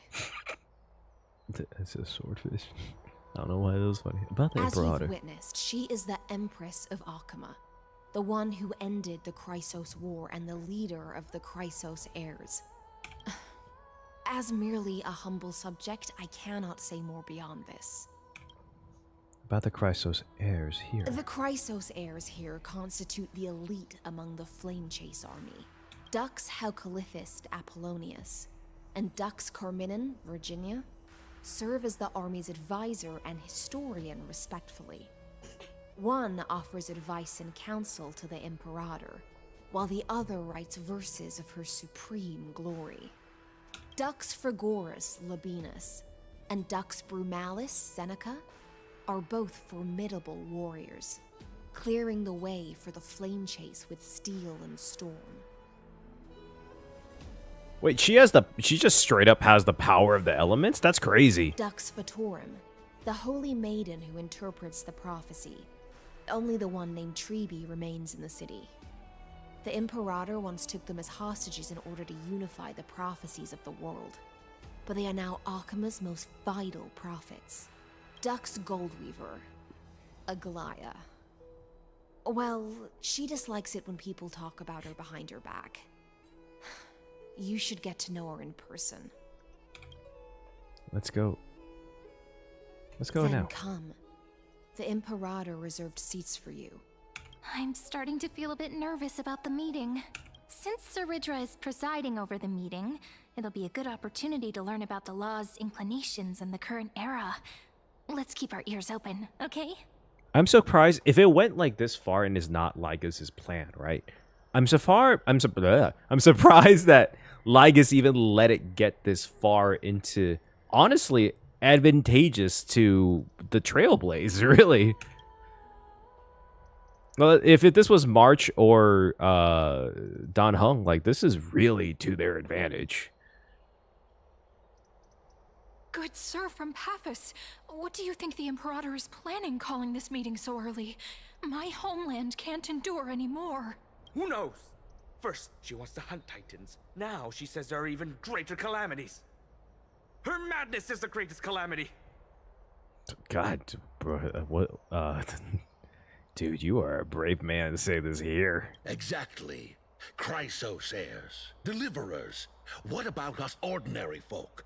How much are we worth in her eyes? Things feel pretty tense here. The history books said that the Imperator aimed 3 cannons at Dawncloud to make all the delegates obey her. Will history repeat itself in this cycle? Yes. Similar acts have occurred, and not just once. However, whether history will repeat itself, you'll soon see. Those are the 2 spots reserved for you. Please take your seats. What's happening? Why aren't we starting? That's what they were talking about before. What is we stopped, so it turns out. Ladies and gentlemen, silence, please. The Imperator has arrived before her faithful council, and the Alliance meeting is about to begin. All rise. In the names of Talantin and Kefali, the Akama Alliance swears upon the gods. Cease the pageantry. I pray not to the vanquished. What? Kefali, of course, needs no further explanation. As for the law, at the entry hour 2 days past, a scout should have brought news of the conquest to all of you. Unfortunately, guards found his corpse among the rocks not far from the city. The Titans? Moreover, the poor soul was buried with a Paphos curved blade. It pains me to imagine what agonies this loyal warrior endured before his death. Delegate from Paphos, do you have any insights? Wait, hold on. Did I miss something here? I pray not to vanish. What? Carefully, of course, there's no need. As for the law, at the entry hour, a scout should have brought news to the conquest to you all. Fortunately, guards found his corpse. Oh, the scout's corpse. Okay, I see. I know nothing of this. Bro, you were talking so much shit earlier. The evidence is irrefutable, so there is no need to waste your breath. However, let us set this trial aside for the time being. Witness, even within the most sacred and dignified council, there were those among us who wished to draw their blades, brazenly challenging the Alliance, seeking to shatter our hard-earned peace and unity. Fortunately, I uncovered this plot. Now, to protect this beautiful city and her people, the Imperator's legions are ready. They will escort each of you to the Temple of the Three Fates, where you will receive the highest level of protection the Alliance can offer. Then, the Legion's warriors will join me in embarking on the campaign against Fagusa. Oh, shit. This is clearly a trap. Imperator, did you summon us here just to trample on the dignity of your allies? Enough. Just calm down. Things are starting to get pretty intense. Comrades, you've all seen her true face now. According to the ancient laws of Akuma, only with the consent of 2/3 of the elders can the legions carry out the commander's orders. Bro, the elders are dead. Like, I don't know what to tell you. The ancient laws. Didn't you destroy them long ago? You defected during the first siege of Akuma, voted unanimously in favor of the Council of Elders restructuring, and just yesterday, you desecrated them with a blood-stained blade. The decaying old laws fell with Talantan and are no longer deserving of respect. But if you still insist on proclaiming yourselves defenders of the law... Damn, what a lawyer. I mean, she is the law titan. It's a demigod. Then be silent and offer up the highest respect to this core flame in my hand. That really is the core flame of law in her hand. Since there are no objections, then the original agenda of this meeting, the campaign against Fagusa, is hereby passed. The Flame Chase Army's hunt for the Ocean Titan begins today. In order to prepare for war, all allied city-states must surrender command of their militaries and pay all war taxes by the end of the month of Evernight. The Silence is supposed to be. At this moment, I would also like to introduce to everyone the newest honored guest to join our alliance. The Deliverer, revealed in the prophecy of time, has descended from beyond the sky. With her aid, we shall shatter the chalice of plenty. I wonder. Okay, so maybe I am right that we will see a new Titan's form. Maybe it'll be Fagusa's. And return Fagusa's core flame to the holy city. Absurd. Simply absurd. A deliverer from beyond the sky. This is just like that prophecy about slaying gods. It's a lie you've used to grow your power. God, dude, are you really want to be saying this right now, dog? Ooh, you got balls, dude. Ladon has already sacrificed countless soldiers. And now you want me to send even more of my brothers and sisters to be used and discarded by a tyrant? Okay, brave. He's brave. Are there any other objections? Then I bid you all farewell. Meeting adjourned. Deliverer, please wait. I still have important matters to discuss with the two of you.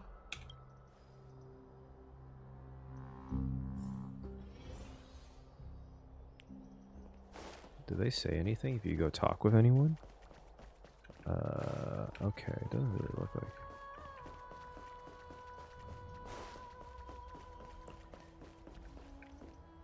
So dignified. What should we do? You should send military, because you're not gonna live if you betray her. I apologize for that farce of a meeting. It must be tiring dealing with so many people every day, Great Imperator. Tiring? You're mistaken. Moving chess pieces, placing wagers.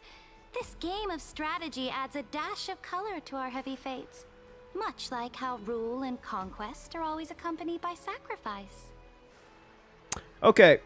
God, I was gonna leave this to my theory that was gonna come out. We'll see if the theory still comes out unless they like immediately prove it wrong or right. One of like my crack theory, I'm not like 100% buying for it, but I do think it would be interesting. I have a crack theory that Saridra and Talantin, the path they represent isn't. Well, I think originally I really thought I think on the paper it would be order, and she even mentioned order in her speech, and I'll get more into that in my actual like video about it, assuming that there's not assuming that everything is gonna not be revealed immediately. But I had this thought that she actually represented the hunt, because the hunt, part of it. There's a part of the hunt that represents justice, the justice in vengeance and the justice in conquering. And I feel like there's a part of her that represents more of the justice aspect of the hunt. Kind of like the Xianzhou's conquering, the Xianzhou's like vengeance of the hunt, and how the Galaxy Rangers are basic like they carry around, after doing like research about it, they carry around a scale that literally is Talantin's symbol, like the balance scales, to represent justice. So anyways, it's like my little crack theory, a little hint to what I'm cooking up for that video. But just this idea of conquest and games of strategies really remind me of like Jing Yuan and this Xianzhou and how they play into this idea of strategy and conquest. Is the war with the Titans also part of that sacrifice? After I glimpsed the secrets of this world, no, the secrets beyond the sky, the divine authority of Amphoreus no longer held any significance.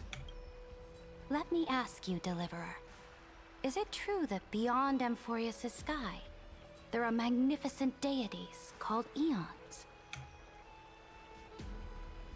Their power are thousands times greater than the Titans. Where did you hear this from? I want to hear her response to this. Ah, that certainly captivates my interest. Then, please tell me more. How will you use this great power to guide the people? In the future you envision, where will our flame chase journey lead? Only then can Amphoreus break free from the destruction. Oh? What you require now is the power of law? Exactly. Just as the prophecy foretold, she is your deliverer from beyond the sky, and she also has reliable allies. If they can intervene in Amphoreus' laws, we may have a chance to alter this world's impending fate and reverse its destined end. Ooh, I don't think she's gonna immediately believe that.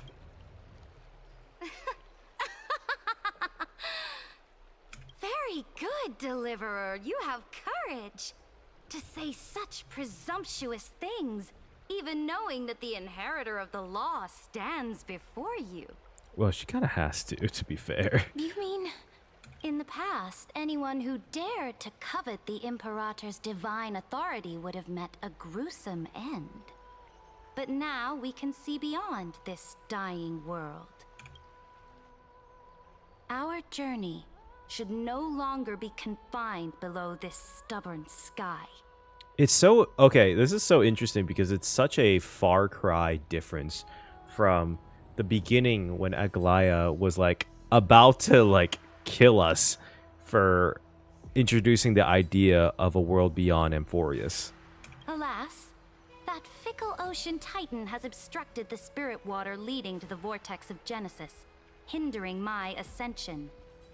If the core flame of law cannot be returned, your path to deliverance will never be realized. I thought we didn't want to return the core flame of law. Now that things have come to this, we must resume our once stagnant journey and force the waves that block our way to recede. I wonder if because Lygas's interference is that he's causing because he doesn't have the Black Tide anymore. I wonder if he's causing the Titans to kind of go more antagonistic against the people. So, you agreed to cooperate with us. Cooperate? Forgive me, but I never cooperate with anyone. Though I will permit you to join me as subjects. And together, we will forge the most perfect law. What the fuck? This is the Flame Chase Medallion, a symbol of the Flame Chase army. Every noble in Akuma carries one.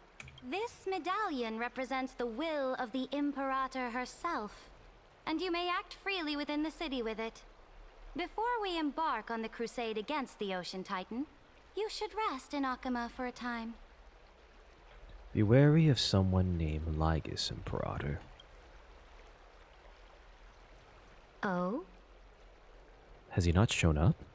Your advice is acknowledged. From this moment on, prove yourself through your actions. As long as no boundaries are crossed, I fully respect the choices of my subjects. It's kind of, I mean, it's a good thing that she doesn't like immediately kill anyone for like just voicing their opinion. As long as they don't just like betray or do tyranny or what's the word? Mutiny? It's not mutiny, I forgot. But May yeah. your journey reach that sky full of stars, great Imperator. Your attendant certainly knows how to curry favor.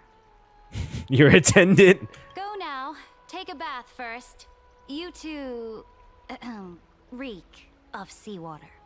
Seawater? Why do we reek of seawater? Oh, is it because from Aedes Elysiae?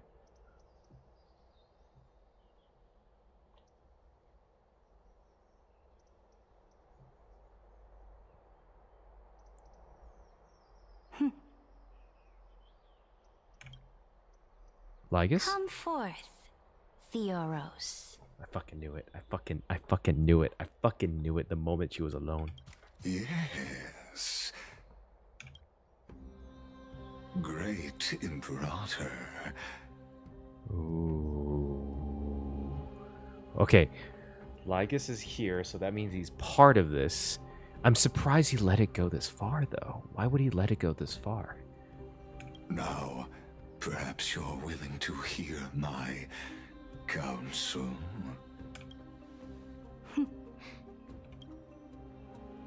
Those two arrived just as Oryx described, and just as you said, they showed a thirst for law. At least this proves that my judgment was right. Sparing your life was the correct decision. You've once again confirmed that your wisdom is no empty boast. Now another choice lies before you. With whom shall you ally to tip the scales of law? Me? Or that deliverer?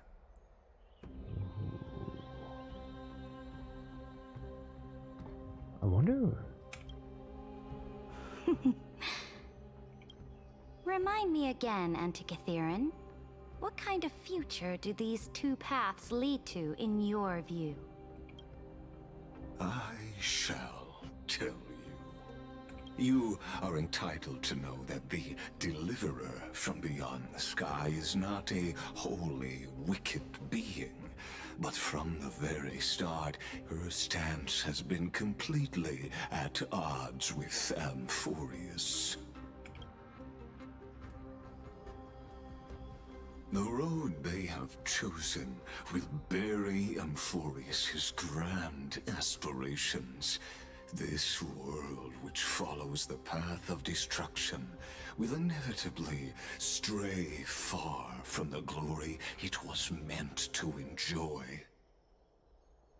He's being very honest.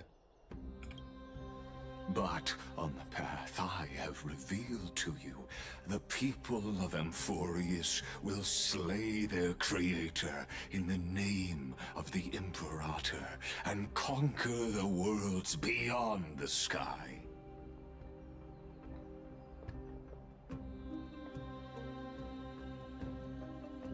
god.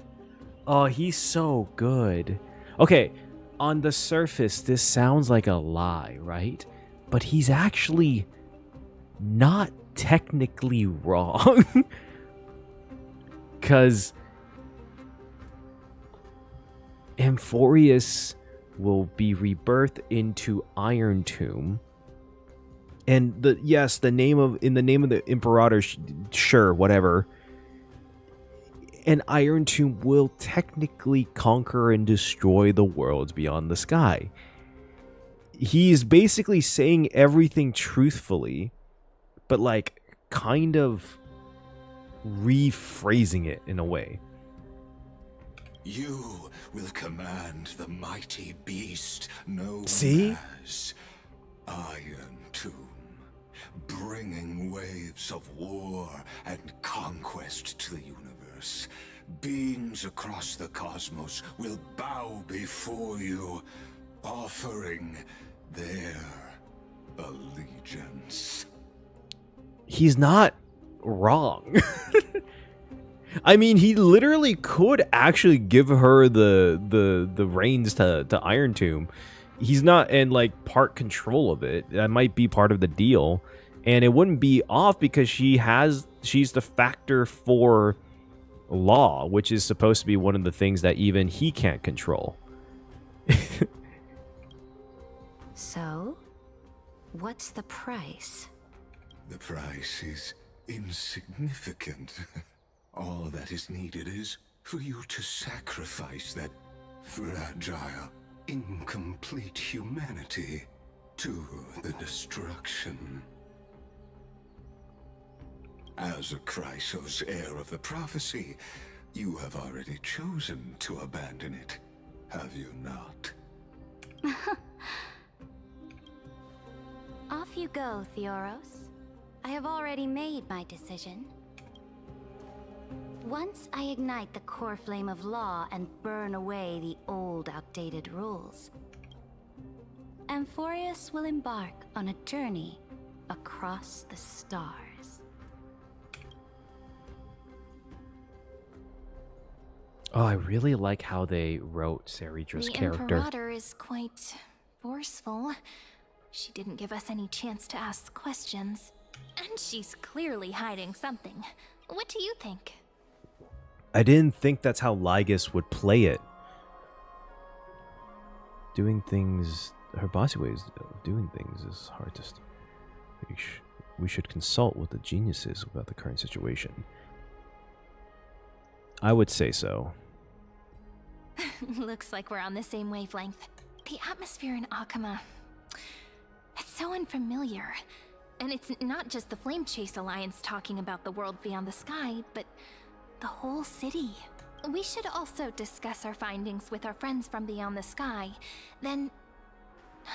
Actually, you know what I'm surprised is Saridra not bringing up wanting to talk with others beyond the sky. Actually, that would be like the first thing I think I would do. Meeting the deliverer, everything was correct, right? Hey, can I have a conversation with your team? Can I understand what's going on beyond the sky? Obviously, she has Lygus on her back telling her this. It would be hard pressed to just talk to one person, right? Then we should go enjoy the renowned bathing culture of the holy city and relax. It's the thing I've been looking forward to most on this journey. What?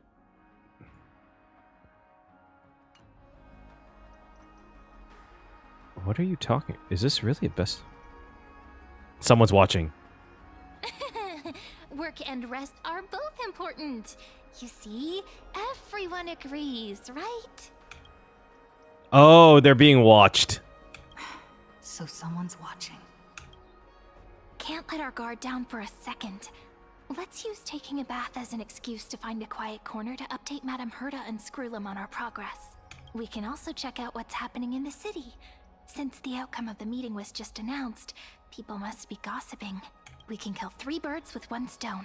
Let's go. They look so angry. They look so angry when they look at us. Look at this. They're so angry. They're so angry. Hi. I hope you have a good time watching me. Bye. Alright, let's go see what's up. Oh, so many people. The holy city is so lively. I love how much she's faking it, but I also feel like she's kind of not, too. Did you hear? I feel like Cyrene would actually really enjoy, like, this environment. Oh, shit. Did you hear? At the Alliance meeting, the delegate from Leyden stormed out in anger. As expected, the Imperator is always hiding things from everyone. When has it not caused a ruckus? Silence! That's treason! Oh, boy. If it weren't for the great Imperator, you'd have sunk into the lake with those corrupt elders already. And you wouldn't even be alive to speak like this. Oh no. It's the Imperator's loyal dog. He is so much more scared in this than he actually sounds. Let's go. We can't talk in front of this guy. Ugh. How disappointing. Oh, honored guests, we meet again. Looks like I'm not the only one who came to the baths to unwind after the meeting. For the upcoming campaign, please make sure to rest well. I am Dux Fragoris, a trusted officer of the Great Imperator, willing to fight alongside the Deliverer in the coming battles. Ugh. Another war? Ever since the Imperator took control of Akuma, we haven't had a day of peace. Idle chatter. The atmosphere is a bit tense, with rumors flying around the city. You must be troubled. My apologies. After every Alliance meeting, there are always some pests in the city who get restless. I prefer to ignore them. Pests on the ground don't affect the sky in the slightest. They just complain from the shadows that the sun's light is too harsh. Damn, bro. All right. Besides, the Theoros has already promised the Imperator her fate. And these clowns will eventually realize their foolishness. Oh, the Theoros. May I ask, who is this Theoros? The Imperator has ordered us to keep his lordship's whereabouts a secret. Oh, okay. So the lordship is Lygus. Interesting. I'm confused why Lygus would play it like this, though. Ah, so it's his lordship. Stop trying to get things out of me. Leave me alone. I didn't even need to try. Big and strong Dux Fragoris really can't hide anything. Theoros. What an ominous name. Bad news. He's been staring at us the whole time. Let's move to another place for now. We don't know how much Saridra has concealed from us. In the worst case scenario, we may have to face more than one enemy. What does he say? Stop trying to get things out. Okay, he's...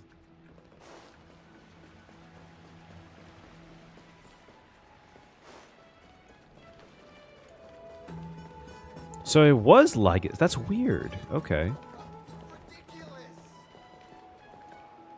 Alliance meeting? More like a cage where creatures with golden blood claw at each other. And Flamebearer who ends wars? Clearly, a tyrant who doesn't deserve such a title. You're absolutely right. While the Imperator's hounds are still hunting down others, let's let out our grievances. You. I know you. You're that tyrant's lackey. What? Here to shut me up for that little imp? Damn, alright. Panicking now? Don't worry. I don't care what others say about the Imperator. And she certainly doesn't either. Oh? Children of the Prophecy. Such rare guests. Are you here to relax in the baths as well? The temperature is just right today, so be sure to enjoy it. You should rest well for the next campaign. She's nicer. What? Children of the Prophecy? Another excuse for the Imperator's reckless warmongering.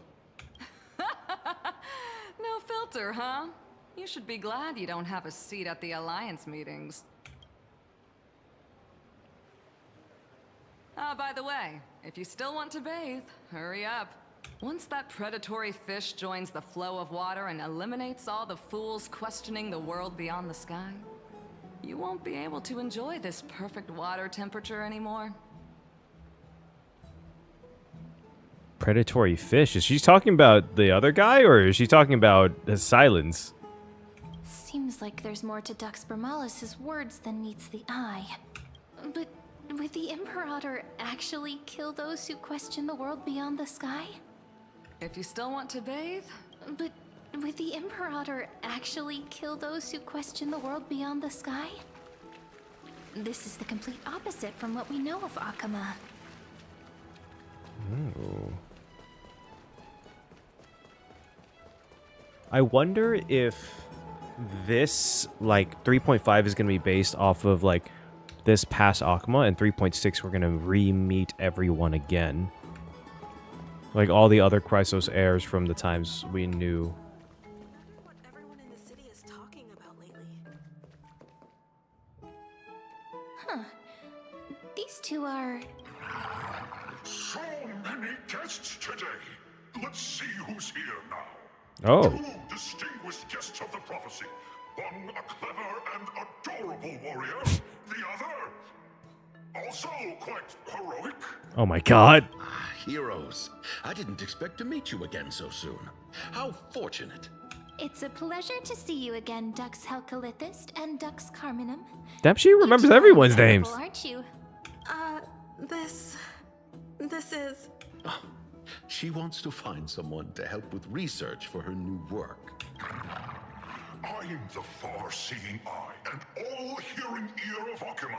I see and hear every single thing that happens in the streets and alleys of this place. I'm the perfect partner for research. Enough small talk. Here's the latest news from Akama, as you requested. The children of the prophecy arrived in the holy city, and the Imperator unilaterally stripped away military power.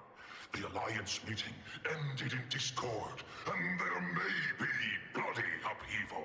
Oh. As expected. I get the feeling you might have embellished a bit to keep people's attention.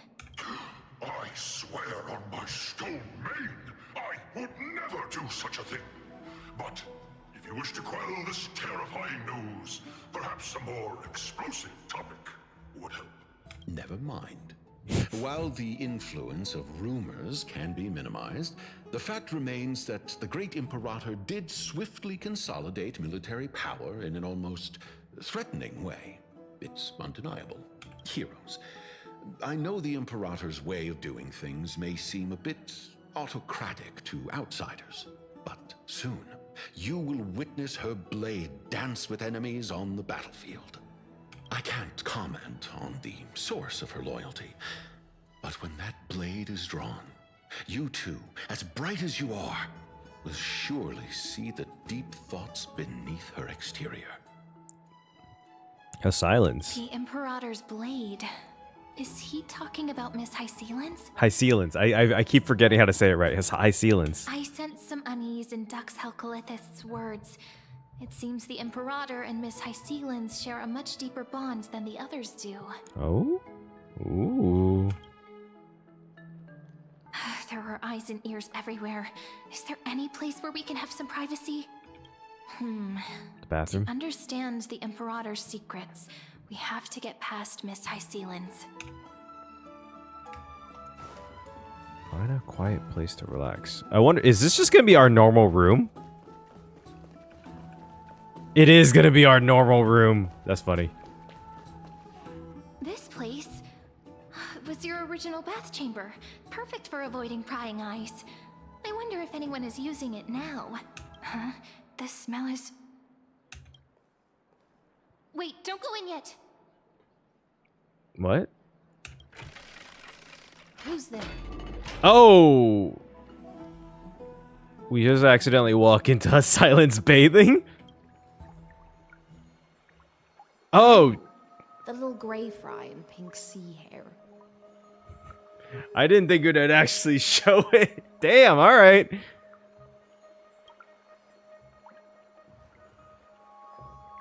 There you go. There you go, all of you.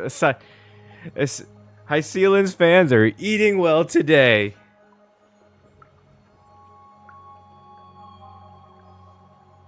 How did she smell that, though? Damn, she is fine. She is fine. Very literal mermaid, actual mermaid here. All right, let's go. What is this blood red here and here, though? Little sea hair? What was it?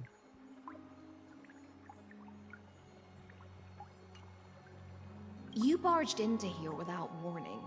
Was it an accident, or did you wish to bathe with me? I didn't see anything. Is that so? That your eyes shine brighter than pearls? So we are looking. Damn. Sorry, we didn't mean to disturb your bath. We'll leave now. It's no big deal. There's no need to panic. This is the natural state for me. People on land force themselves to wear clothes, adding unnecessary constraints. You know, that makes sense. That makes a lot of sense for someone from the ocean, actually. Forget it. If Duck's Goldweaver heard that, she'd scold me again. All right. Please make yourselves comfortable and wait a moment. Let me first wash off the blood of the hunt, and then I'll attend to you two. Oh. That was actually blood, the hunt.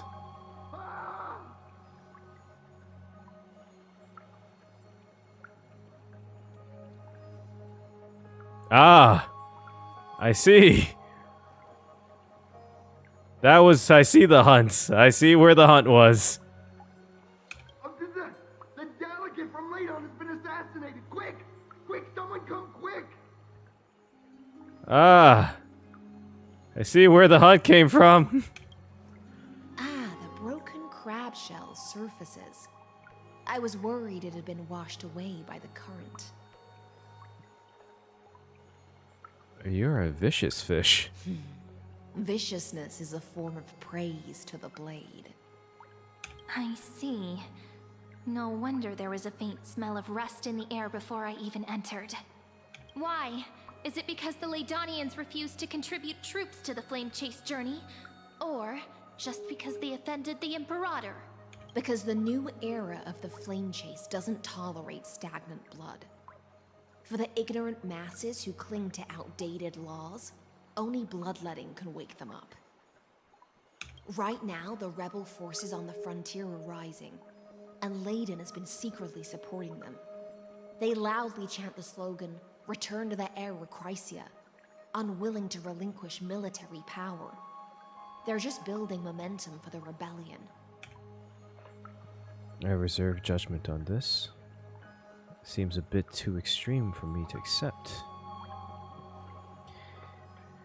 Okay, hot take. I'm not really surprised that she did this. I reserve judgment on this. Seems fair. Seems a bit too extreme for me to accept. Thinking is a right given to citizens by the Imperator. I won't interfere with your thoughts. As long as you don't try to reverse the current of the times, you and I will both be free. Okay, so thinking and speaking is fine, but the moment they act because they secretly helped the rebellion is why she did that. Right? Right? But, Miss Hycelan's, I can't even hear the slightest hint of joy in your words. Because I've already tasted ultimate freedom. The water animation is crazy. Yeah, totally looking at the water. Totally. I'm 100% a lore player, guys. I mentioned I'm pulling for Hycelan's. In that lightless abyss, far beyond civilization's reach, the great fish consumed the small. And when the great fish perished, their bodies became sustenance for the newborn, nourishing the whole ocean. This is the tide that carries civilization forward. Anyone may be devoured, or meet the fate of inevitable decay. Are you suggesting that ultimate freedom is in fact the cruelest fate for life? I only mean that if life wishes to preserve its dignity, it must first be bound by the law. There's no need for me to say more, little sea hare. We're of one mind. Whether the Imperator's law can guide the schools of fish and lead us to a truly free ocean, let us wait and see. But for now, let's pause this heart-to-heart. Another fish has come, following the scent of blood. Being your subordinate is such a tragedy. I'm always having to worry about the messes you leave behind. I kind of love the fact that Aglaya's like, God damn, not again. Could you at least try to hide it this time? It's simply our duty to the Imperator. All ready to go in an instant. Miss Hycelens, you truly are impossible to predict. Yet you, a golden trout who's always busy all day, suddenly have the time to visit me? Do you think I wanted to come? I suggest you burn some more of the incense offered by our allies, lest my creations be tainted by the reek of fish. Wait, is she able to see now?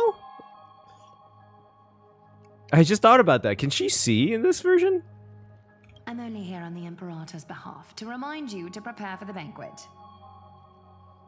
Fine. But I must retort. What you call the reek of fish, to me, is the unique fragrance of the sea. Wait, so is this whole entire thing like Aglaya's doing? How did Aglaya do this? The fuck? Besides, if my fine clothes get stained, won't you just gift me new ones? I won't. Oh, she will. There's a strange chemistry between them. Is that how friendship is described beyond the sky? Fascinating. By the way, you both just mentioned a banquet. Could you elaborate on that? Oh, right, you don't know. Every time before a battle, or after a victory, the Imperator holds a grand feast for the Chrysosaurs to lift our spirits. For us warriors who swim constantly between life and death, these feasts are more worth looking forward to than victory. A banquet to prelude the hunt for the god of banquets, and honey brew as a tribute to commemorate the ancestor of honey brew. How absurd. God, I love how sassy Aglaya is. Wait, this is I love this version of Aglaya so much. Don't look so grim. All has been decided. Since it's a banquet for Fagusa, why not take a leaf out of the Titan's book? Live in the moment and enjoy life to the fullest. I'm not as carefree as you. That little Dolos kitten is already causing enough trouble for me. And on top of that, I still have tailoring commissions to complete. Oh, okay, so Cypher is here somewhere. By the time the cool flame illuminates my eyes, I might not be able to focus as I used to.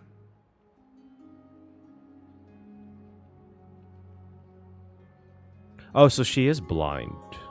Aglaya's eyes. Curious about these eyes? People often compare them to jewels. But I've already made my decision to ask romance for eyes that can see everything. Oh. I wonder what this world will look like when I take the divine authority. In the future, you will still be the finest weaver in the world. Is this also a prophecy from the Three Fates? It's even more accurate than a prophecy. After all, she has already witnessed it, right? You will weave the most romantic thing in the world. A long stairs to Aranova. Oh, let's not do that one. So she's not blind now, but when she takes on... That's so interesting. That when she takes on Romance's core flame... Oh, I'm not close to the mic. When she takes on Romance's core flame, she loses her eyes. Oh, that's so interesting, because that might be a very interesting take on beauty. I mean, look, there's no way romance is not beauty, like the path of beauty. But that's so interesting, because that could change be such an interesting meaning to beauty. Become a demigod and lose your humanity. That is the only reply I've received in the countless times I've sought wisdom from the prophecy. But Destiny's fragments are like stitches. Before they're threaded into splendid garments, no one can see their true charm, can they?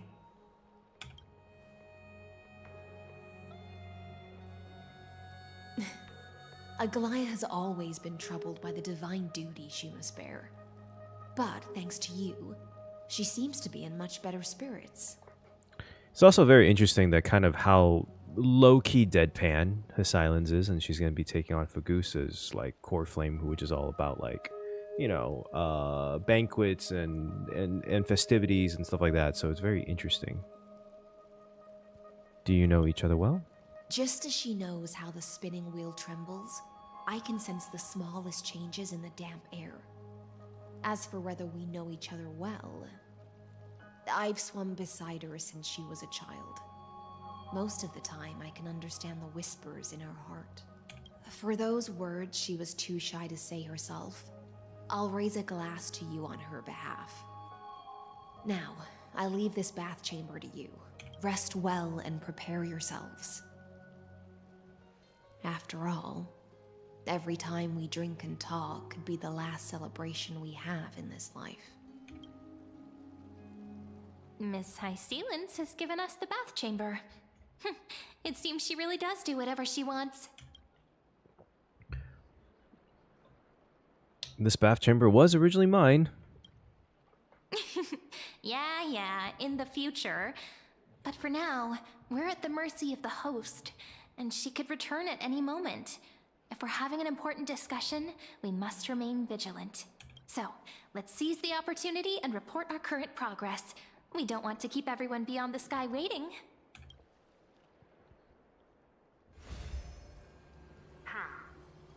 First, while that little empress with a candle stuck on her head didn't explicitly say it, she firmly rejected your request to take over the law. Fair enough. Second, Lygus is indeed in this timeline, but since he's somehow connected to that little empress, you have no way to find him. As expected. Damn, she got that quick. The road ahead will be long and difficult. I haven't even said anything. You already know everything? It's all just a guess. What? Did I guess right? Shit. We've made some progress here too, but nothing to get too excited about. Our time is short, so let me summarize. Concerning the origin of that Intellitron, the firewall he created uses Catorzane algebraic expressions. Excuse me? But ever since Aiden invented the 9-worded formula, this kind of mathematical logic no longer exists in the cosmos. Oh, so he has to be older than Genius Society number 22. That's old as shit. Wait, that's older than Rupert. Rupert was 24. The firewall he created uses quantized algebra. Oh, I don't fucking know what that is, but ever since Aiden... Lygus is definitely connected to the Genius Society, so stay alert. Could he be related to the Emperor? We can first exclude Droidhead themselves. They specialize in minding their own business and wouldn't intervene personally. But Screwy and I are still eliminating possibilities one by one. Currently, the most likely candidates are these few. The Lord of Silence, Acha, the 2 Ruperts are also possible. But it would be too boring if it were one of them. Hold the living fuck up. Did we know that the second Rupert was also a Genius Society member? Was that ever confirmed, or is this the first time it was confirmed?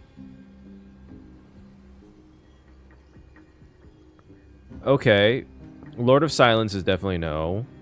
Acha, the first time hearing that, which makes sense if it was 23 and 22 was before, so that would be right before that. I thought it was Rupert was 20. Oh, wait, no, wait. No, yeah, it was 27. Was it ever confirmed it was there was the second Reaper was also a genius? I mean, it makes sense. I just never knew it was confirmed or not. Even you can't come. Finally, we get to face some big names. That's all I have to say. We'll depend on you to continue pushing things forward within this world. Keep in touch regularly. And remember, don't let your guard down. Madame Herta is a real whirlwind. Well then, let's use the banquet Aglaya mentioned as our next starting point. Ceridra's trusted followers should all be present at that time. It'll be a good opportunity to get closer to them. We must avoid direct confrontation with Ligus. It's settled then. With our great teamwork, we'll be able to deal with anything that comes our way. I've been really liking 3.5 so far. It's like, I don't know how to describe it. It's a mystery, but it's like it's been fun. I think less on the it's like not as compared to like 3.4 and like 3. I think 3.3 a bit. It's not as many layers. But it just feels fun so far, which is nice. It's been a long day. We should get some rest now. Yes, let's get ready for the banquet. Do we get some new clothes from Aglaya? Look, the venue's right ahead. The venue's at the frick, what is this called again? The Throne of Intelligence, whatever the fuck it is. The Throne of Intelligence. Oh my god. Grove Epiphany. Oh my god. All right, let's see what they serve at this banquet. And I can even I'm starting to feel hungry. Actually, I just ate dinner. I'm pretty full, actually. But let's get some classic Greek food. You know, I'm looking forward to it. I can't think of a lot of Greek food off the top of my head. You must surrender any personal belongings you Falafel have on you is one of before them, right? entering the venue. Oh, no, like a gyro? Ooh, I could go for a good gyro right now. This hero always brings down the vibe whenever he shows up. Damn, Cyrene, just say it how it is. The all right? Imperator's elevated position means she must always remain meticulous and careful. Please do as I say, guests. It would avoid any unnecessary misunderstandings. I get that you don't want people to bring outside food into the banquet, but is it really necessary to confiscate the books and quill pens? Even a quill pen can become a deadly weapon in the right hands. I'm asking for all your items. All, Miss Cyrene. Actually, okay, this is this brings up a weird kind of thought I had in my head. You know how there's like TS. If you're from like the Americas, if you're from America, you would know like TSA is pretty heavy here, for reasons. And obviously you can't bring a weapon onto the plane, and it's really hard to sneak one on either. But in the world of like Star Rail, where there's just powers, and he's not wrong. Literally anything could be a weapon in the hands of a Pathstrider. What do you do for safety? Or is it just like, because everyone has it, we trust? Like, what happens? Like, do the masked fools have to turn in their masks when they go in public, like high security public transport or something? Your belongings will remain safe. They will be looked after appropriately by dedicated staff. Looked after appropriately? Dedicated staff? Talk about a vague choice of words.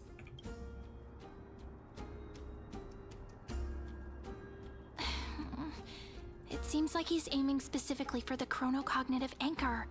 What should we do? Not good. This is a trap.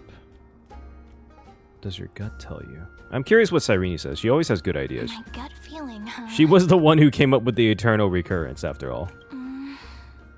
Why don't we go with their plan and hand over the chronocognitive anchor to be looked after?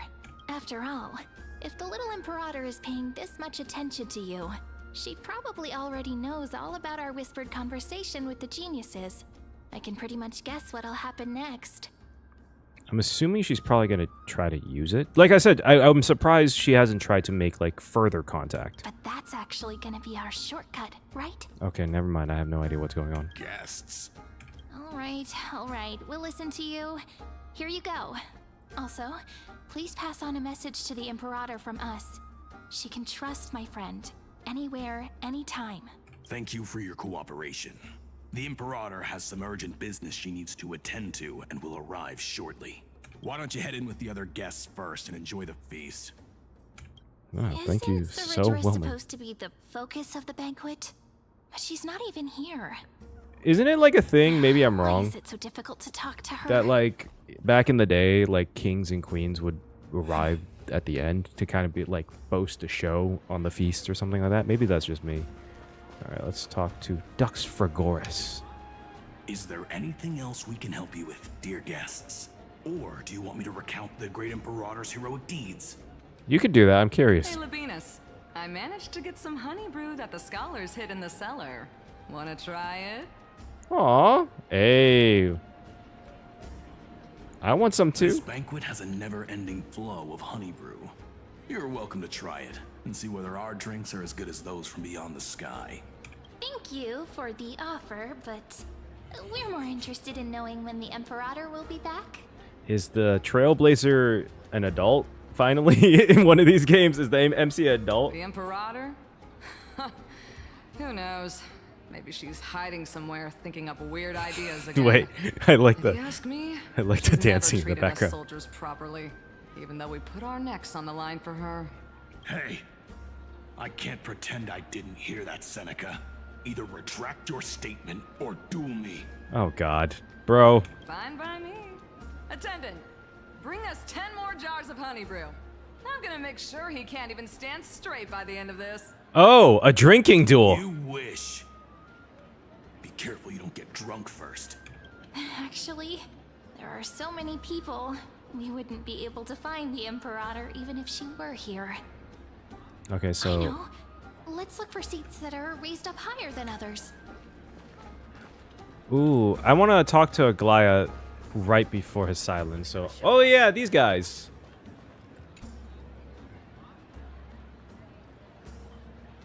I like these guys. Hello. Welcome to the banquet. Oh. Hello to you too. Actually, we've gotten more. What a lively party. Ah, so the Deliverer is attending this event, as expected. Little Virginia here was just wondering whether she should go find you. Oh. As the great Imperator's historian, I'm responsible for composing poems and songs for everyone in the Flame Chase army. But I have no idea how I should record myself in the annals. Her voice sounds so familiar, and I really can't, like, pinpoint it. It just sounds familiar. Little Virginia is wondering whether you can let slip a hint or two about her future, so she can find some inspiration to write about herself. Ooh, girl, we didn't meet you? That doesn't sound like a good idea. Besides, we don't even know her in the future. But she'll probably get really disappointed if we tell her that. What should we do? Actually, no, we should probably tell her that. Can't do that. Give a roundabout refusal. Give a roundabout refusal, you know? I feel like that's... Alright, I got it. I feel like that's like the way to go about it, Can't right? reveal too much, but I think it wouldn't hurt to start your poem with the future. What? Maybe use something like, with hope, I write down the tale of tomorrow for myself. Silently waiting, day after day, till the moment it fulfills its promise. How's that? Is that how poems go? I thought they had to rhyme, right? Oh, that's exactly what I'm after. I'm so inspired. Oh, I'm glad. So much. I feel like I can actually finish composing the heroic saga of Flame Chase once we end this campaign. Isn't that like a famous book? Apollonius nodded, showing approval to your answer. What that line was of yours was quite versatile. And that's the art of conversation. I learned it from you, after all. So, how did I do? Wait, what? We're not that great. I'm gonna be honest with you. We're not that great. By the way, in return Half the time for we that, just say we're a baseballer. Are you able to tell us where the Imperator is? The Imperator? She usually wouldn't arrive this early. She believes that rulers should stay silent in places where their subjects hold private conversations. Why don't we have a toast before she arrives? To reason, which is held but not revealed. To romance, which will surely be returned. Nice. Yeah, we can drink. Hell yeah. What a romantic conclusion. Let me have a few jars of honey brew as a treat. Oh, now, don't drink too much. No, get hammered. That's where the best poems come out. Oh wait, I'm curious. I'm curious how their drinking match is going. Attendant, bring us 10 more jars. You wish. Oh, okay, never mind. Let's see. Aglaya. Aggie, if you can't get used to the honey brew, we will go ask for a pot and cook some oatmeal for you. That's not like the same type of thing. One's a drink, right? And the other's food. No need for that. This banquet is just too loud. And no one here is interesting. I just don't really want to be here. Aw, Aglaya the romance is a introvert. That's cute. Lies! You were pretty energized when you came back from the never bath mind. chamber. Let me guess. Are you worrying about someone? About High Sealins? Or Little Cypher? Are we gonna get to see Kid Cypher? That'd be adorable. You take everything too seriously. At this rate, life's gonna be real tough for you later on. Girl, you have no idea. You're the least qualified to lecture me about that, teacher.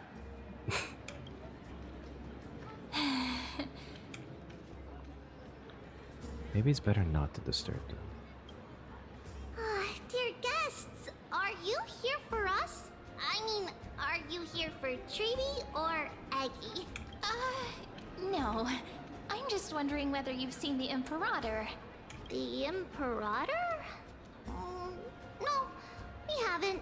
Our sovereign has always acted however she pleases. Though she gave us ranks, she'd never tell anyone her whereabouts. Perhaps the only thing she tolerates are chess pieces.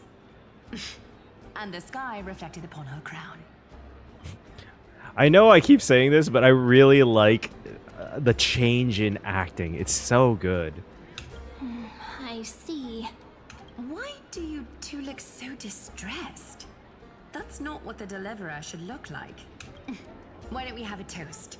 While we still have time for pleasure. Here. To the destinies and sacrifices of the next millennium. Then we will toast to the tomorrow that will set fate free. Hail to the new world. I feel like that would be the good ending, right? Gray fry. A little sea hare. Please come over and share the delicacies of the deep sea with me. She sounds sarcastic. Oatmeal suits us way better than honey brew. Ooh. Please give me a bowl as well, teacher. Please come over and share the delicacies. Is she drunk?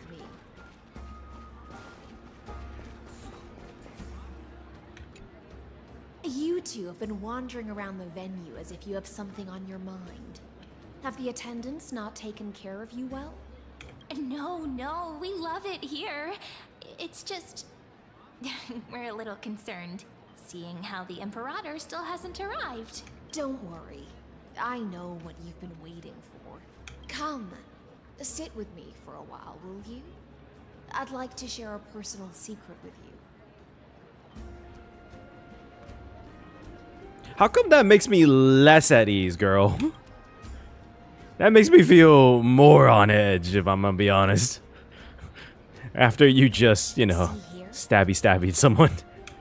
This is Fagusa's dew of divine blood, the sweetest of all the 12 bottles. Ooh, wait, actually, that is some high-class shit right there, actually. This is like the equivalent of, also fantastic picture, just putting that out there. But putting it that, like, that would also probably be the equivalent of like one of those 40-year-old age whiskeys, or like, you know, those like $70,000 bottle wines. I say that jokingly. There's probably a $70,000 bottle of wine. But that's some good shit. That's probably some good shit right there. Better drink it. Dew of Divine Blood. Remember how expensive and rare that was in the thing? I bet. Well, it's probably not as rare now because it's like 1,000 years earlier. But this also brings up a very interesting point that there's Dew of Divine Blood specific for each of the Titans, which I guess makes sense.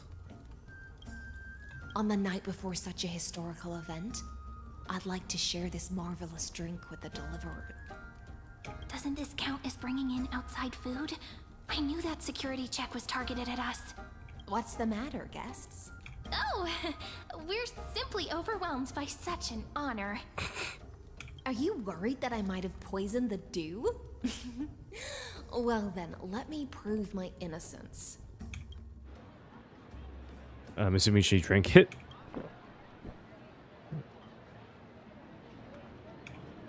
See? It's completely safe. I feel like Miss Hysealins wants to talk to us about something. Why don't we go along with her for now?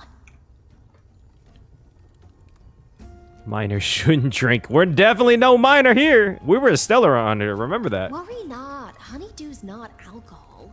It won't get you drunk. On the contrary, it can make your mind even sharper. Really? I thought that was the whole point of honey brew. Clay cup touches your lips, and the blink of an eye, she is indeed the imperial blade of the Imperator, and the swiftest swordmaster, Amphoreus. Please have a taste. Would you like some too, little Sierra? I can drink it myself. How is it? Sweet enough? It has a very complex taste. Calm at times, tempestuous at others. That's the taste of the ocean.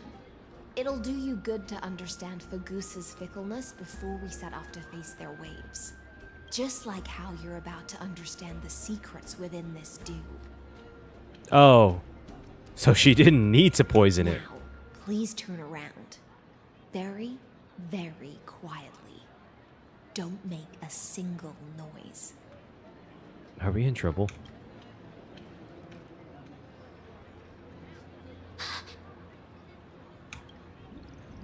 Oh, we are... The Imperator. When did she... What did you do? The dew of other gods all intoxicate humans. But the god of banquets dew is an antidote that can awaken humans from a sea siren's enchanting song. Oh, shit. Oh, that's crazy. Actually, kind of awesome. So... is the Saridra is not hiding. It's literally Hysealins. I gotta remember how to say her name right. It's her ability over like music or songs to be able to like kind of make them not see it or like mesmerize them. That's cool. Since the start of this banquet, all the guests have been under the spell of my song. None of them can see the Imperator and that Fioros. But you two, I wish for you to see the truth. Is this also what the Imperator wants? This is my personal request. I can't bring myself to trust that Fioros. That's a good decision. The Flame Chase army changed after he descended with Orynyx's divination. Oh. And brought the prophecy of the stars to Akuma. His seductive whispers harbor something malicious within, and will ensnare those of us blinded by ambition. You are the deliverers of the prophecy, and know about him far more than I do. Perhaps only you can find traces of the truth from his actions and words. Then we can show the Imperator the right path forward. Oh, but isn't this acting behind her back? Amphoreus has become far too weak. Even heroic actions protecting her from harm must be conducted under the water's surface. I am the Imperator's blade, and I must clear the way for her while remaining concealed in the torrents. Then, ensure I'm pointing my sword towards the true enemy. Can you promise me something, Miss Hysealens? Ask away. My friend has in fact come here to stop that villain's evil scheme. Our goals are aligned, but as to the decision the Imperator must make, she has no wish to transgress her authority. We just want to tell her everything we know. I believe the Imperator will be able to tell right from wrong. I never doubted your loyalty. I'll pass your words faithfully on to her, provided we can gain the advantage in this tug of war, that is. Now, return to the feast. Bring this cup with you and keep your distance. Pretend you are still immersed in the sea siren's fantasia. And I'll control the moisture in the air. That way, you'll be able to listen to sounds from afar as if you are a whale of the depths and hear every word of their conversation. God, Hysealens is pretty fucking OP. I wish you a victory in this first skirmish. What she just kind of described is like if she was she's water bending air. What the fuck? It's the exciting and thrilling undercover part of the adventure. Oh, the bottle's awesome looking.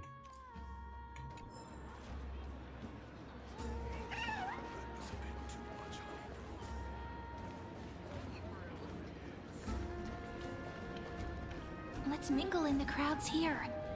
Relax. Relax. Try to act natural. Where's the Imperator? Still not here. That little imp is always acting so high and mighty towards everyone. Today, I will, whatever. Pour me another cup. Though she has succumbed to drunkenness, she still does not dare challenge your authority. A criticism of my height is a grave enough insult already. She should be dismembered. God damn. Do you often test the loyalty of your subjects like this? You jest. The Imperator does not need blind loyalty. As long as one can prove they have value, I am willing to be lenient towards them. Let's cut to the chase, Theoros. If I pass the trial and grasp this world's law in my hands, what will you do then? The answer is simple. I will connect Amphoreus with the stars. You know, one thing that I will say that Lygus has over the Trailblazer is that he has the full-on promise in a way that very much can be explained of how Amphoreus can reach the stars. To be honest, you know, the Trailblazers side of things and Cyrene, they don't really have that. They have the ability to make Amphoreus not be destroyed, mind you, but they don't really have a way to make it real. At the very least, not now. And there's no real, like, plan for that. It's just to really continue Amphoreus in a way that doesn't harm anything, right? Or destroy it in a way.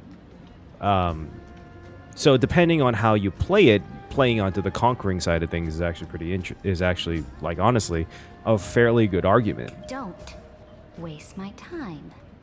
Be precise. Be specific. I won't ask a second time. I do really like how no BS Saradra is. Allow me to adjust my statement. I will correct the regulations within the old law that sealed off Amphoreus and merge the black tide with the torrents of Era Nova. Then we will be able to decimate the forces beyond the sky that are trying to annihilate Iron Tomb, and sound the trumpet for the endless campaign you will then embark on. But you previously said that Iron Tomb is unrivaled in power across the stars. Ooh. Who would dare to annihilate it? There is a federation of warships named the Cienzo Alliance. Warlike and old-fashioned. A cult named the Genius Society. Damn, really? Loosely organized, but steeped in abject Really laying it on insanity. thick, bro. There's also the Astral Express. Tell her how you really feel. Lawless vagrants. You know, I'm surprised he hasn't mentioned the IPC yet. That so-called Deliverer is part of that last group. Those vagabonds mistakenly believe they can connect the stars through alliances instead of conquest.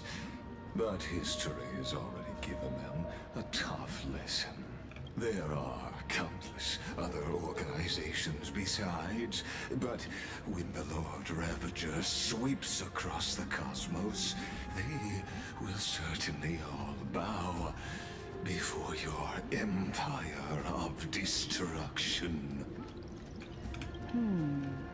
The Acumen Alliance is invincible! If those civilizations are not as feeble as you describe, then they may still have some value in testing the quality of my blade. That being said, even the smallest and weakest city-states should build an obelisk to the Imperator, so that their people can constantly recall the glory of her conquests. Walk a little longer with me, Theoros. I like how wise she sounds. She sounds very, like, calculative, and that's not something, like, her original appearance gave off. I mean, it's partially the short thing, but, like, she has such a leader-like energy that I really enjoy. I don't like how this is going. Our little Imperator seems fascinated by the destruction. I think it doesn't help, Cyrene, that you keep calling her little. I think she's the same height as you, actually. Little sea hare? It seems like they're still talking. Get closer. I'll keep carrying their voices to you. Oh, I think I had too much. Didn't think you could get drunk on fruit juice. I wonder if his silence is making it all a little bit more, like... What a difficult situation. No matter how we position our forces, this battle against Fagusa will result in many casualties. That's not something you or I should consider. The Imperator has already placed the chess pieces. We just need to fight for her until our last breath. I mean, to be honest, it is his place to consider. It's literally his job. How astonishing. The commanders under you have such different personalities, yet they share the same loyalty.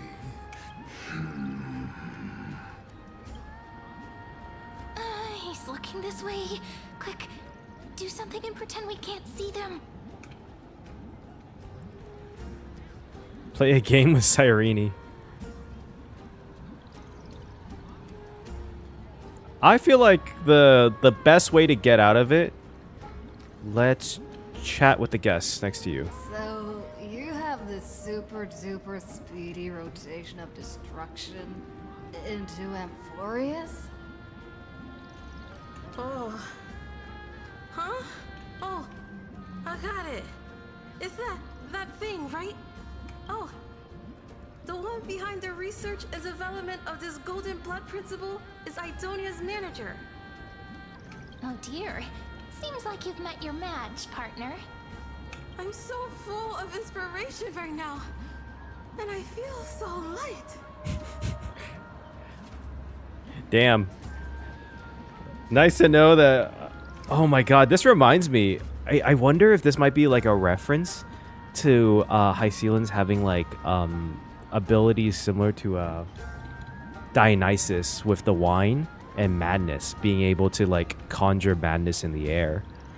Dionysus, if you don't know, is the god of wine and madness, essentially, and festivities in Greek mythology. What's the matter?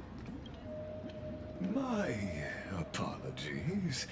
I was just checking whether everything was fine with those two distinguished guests of yours. And it seems like all is well. Let us continue our previous conversation. Regarding the soldiers fighting for you, are they aware of the price they must pay for the trial of law? Oh? If I recall correctly, you've already lost a bout against Talanton due to offering insufficient sacrifices. Oh. Talanton requires sacrifice? You dare mention my name alongside the word lost? Forgive my transgression, great Imperator. Watch your words and actions. All you need to know is that my victory in the trial is guaranteed. Even without the trial of law, they've already sworn to give their lives for my conquest. So tell me, if everything happens according to our agreement, how would you recommend I deal with that deliverer? Good question. Do not let her fool you. That woman from beyond the sky contains a seed of ruin within her body. She must not be allowed to tarnish your glory. Therefore, the wisest decision would be to hand her over to me.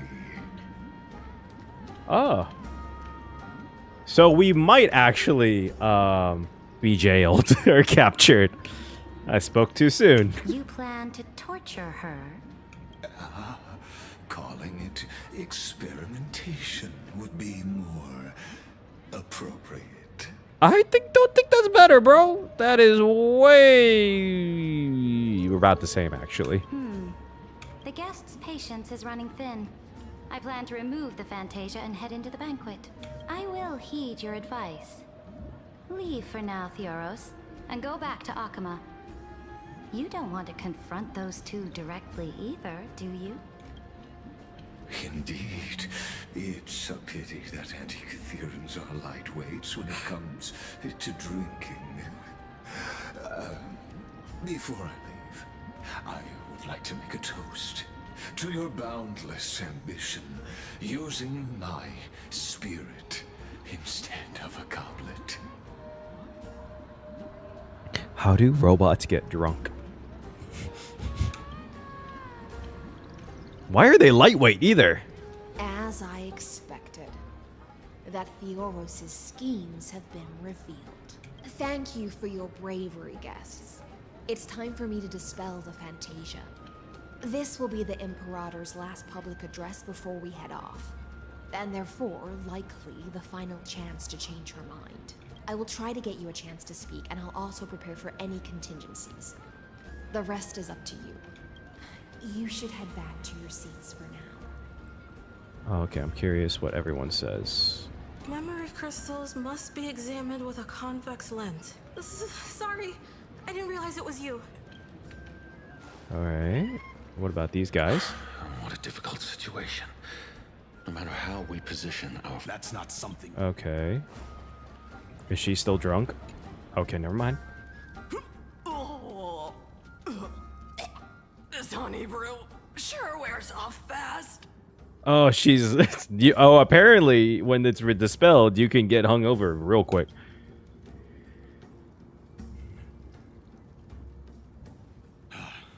The Imperator! The Imperator has arrived! No need for formalities. I should be apologizing for my tardiness instead.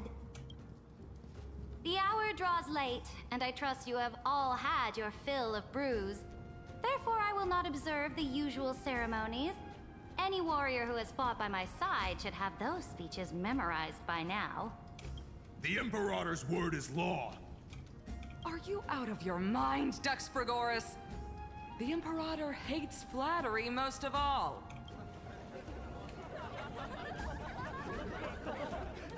A joyous atmosphere is a better fit for showing me your resolve. I believe that you, my dukes, will do all you can to assist in the campaign against Fagusa, just as you always have. However, it's a pity that I have never tested your loyalty. Excuse me, hold up. Excuse me, the what? Hold the fuck up. What? What's going on? What does she mean? The purpose of tonight's banquet is not to raise our morale, but to establish which allies our alliance can actually trust, and sever the heads of the traitors as a toast to all before we march. Yes, some among us have discarded their vows in order to foment vile conspiracies. Now listen!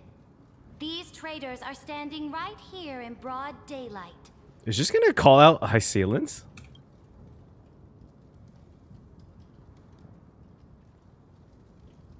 Dux Gladiorum Hysealans. Oh shit. She used the sea siren song to immerse the crowds in an illusion and conceal her whereabouts. She then worked with those from beyond the sky to spy on confidential matters, hoping to rob the core flame by force and harm me, the Imperator. Damn, he's ready. Alright. No one's shocked? So the whole thing's bust now? Oh, well, Imperator, I can explain. Silence! Do you remember who used to own this blade? She met you once, back at the Temple of the Three Fates. It was Kindness, the head of the Cleaners. She was the first to draw a blade against the Imperator, and personally made herself an example for my enemies. Under the shade of the olive groves, the people of Akama said they would never bow to me. In the frozen, lethal fog, the people of Idonia said they would never bow to me. At the beginning of the myriad paths, the people of Yanisopolis said they would never bow to me. But now, they all lie silent. They now fear me as they fear the law. For I am Saridra, and I am the Imperator. If you have any last words, say them to the Imperator. Then, face her judgment. After I cross this river, it will be a tragedy for mankind. But if I do not cross, then it will be the end of me.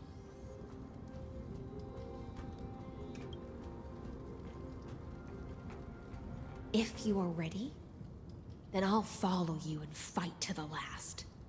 Deliverer. damn. Alright.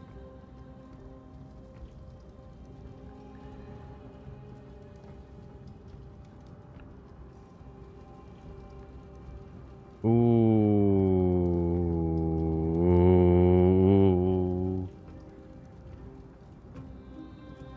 Ooh. What do I pick? What do I pick? What do I pick? What do I pick? What do I pick?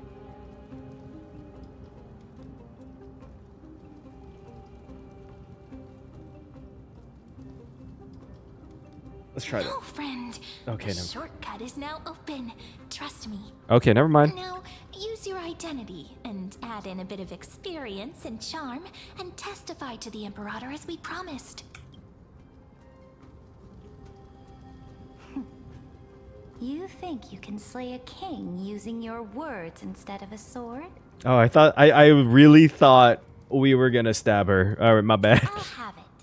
Show me the weight of rhetoric from beyond the sky. Will it weigh heavier than 3 human lives? Let's try to watch our words carefully. Is that lasted? Start with the fake Era Nova. Ooh.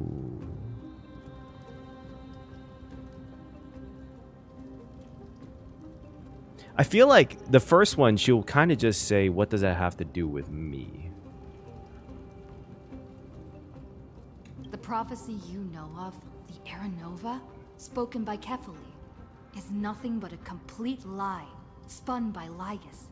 To fight that lie, a young man Oh, it's the same one. pseudonym of Finan lived through 30 million cycles of this world, all to save Amphoreus from the end of the destruction. And Cyrene, the young woman standing beside me, also carries an equally heavy destiny.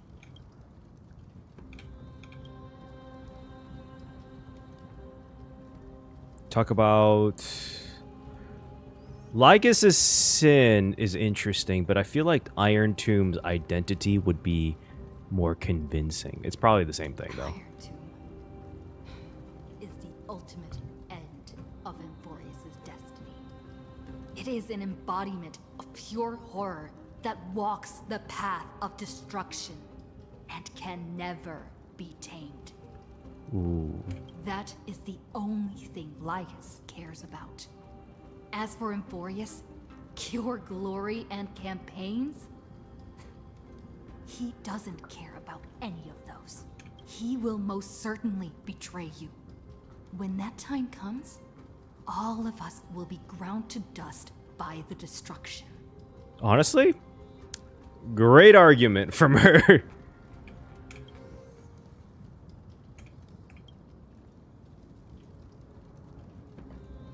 Trailblazers. I walk the path of the Trailblaze.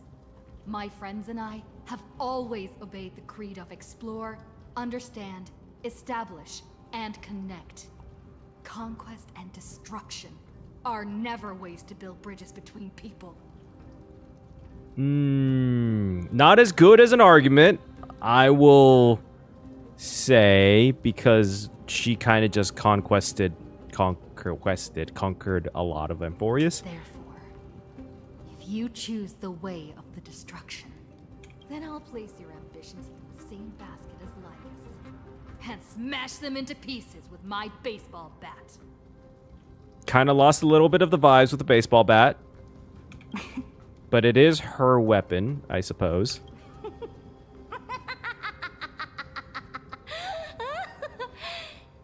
That was truly a chaotic speech.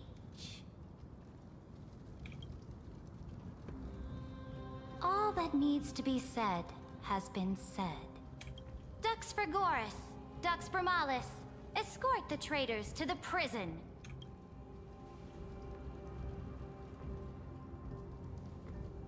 Before the next entry hour, I will give them an end befitting of their betrayal. Oh, great Imperator, your ambition certainly eclipses all things. You're still here, Theoros. Of course. As the Theoros, I simply cannot miss this moment, miss witnessing the fall of a nameless one. Or perhaps I am waiting for you to give me an answer. Why would someone as powerful as you... Did he just delete everyone?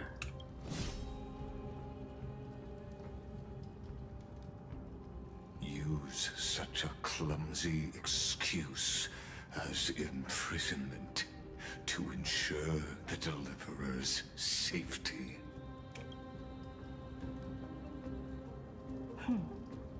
So you finally tossed aside your act.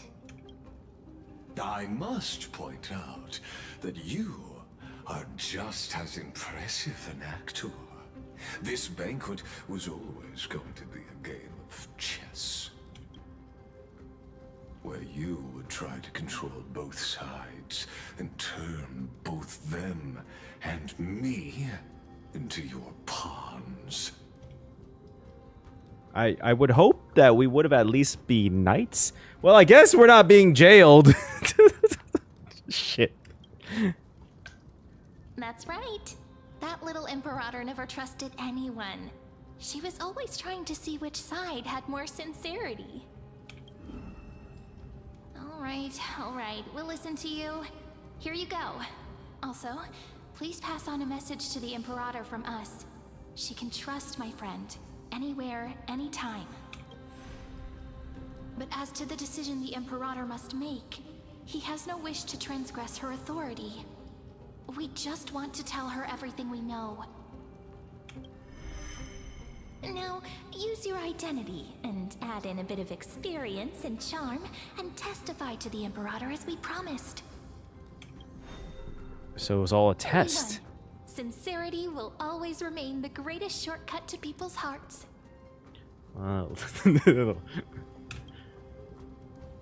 I can toss your words right back at you, Lycurgus. Why would someone as powerful as you pretend to be immortal and kneel before me? Unless you enjoy giving flattery and prostrating yourself.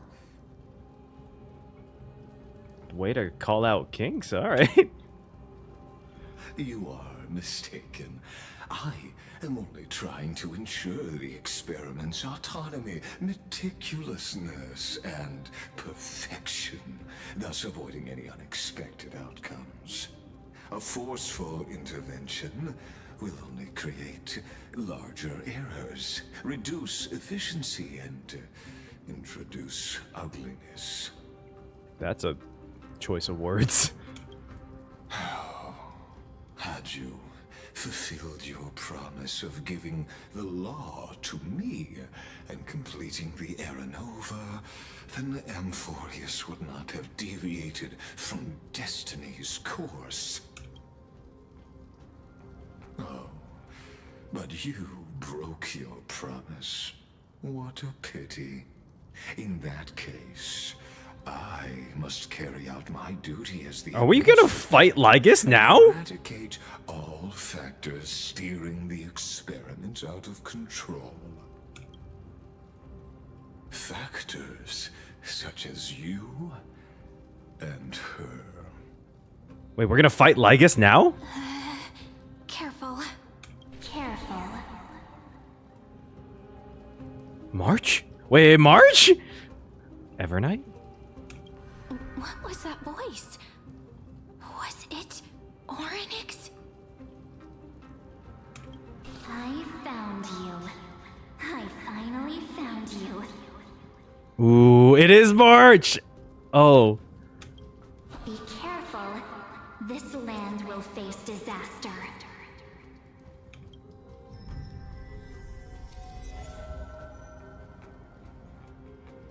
What the fuck? The time of judgment is nigh, my lady. The prison I have built for you is now complete. Ooh, that's not a... Hey, bro, I just want to let you know. At least take me out on a date first. That's going a little far. In the name of the erudition, I invite you to step into the same cage as mine. What the fuck does that... Oh.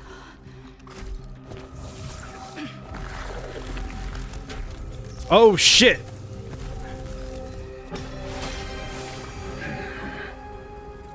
What's the meaning of this, Imperator?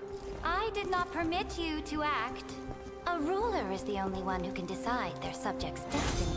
But, great Imperator, what judges destiny is not the ruler, but gods. What the fuck just happened? Don't forget, my realm only allows for the existence of humanity. Moreover, dealing out extrajudicial punishment equates to defying the law, and the culprit is to be sentenced to death. But you have seen how I can erase life from this world with just a clap of my hands. I fear you are still quite unaware of your current situation.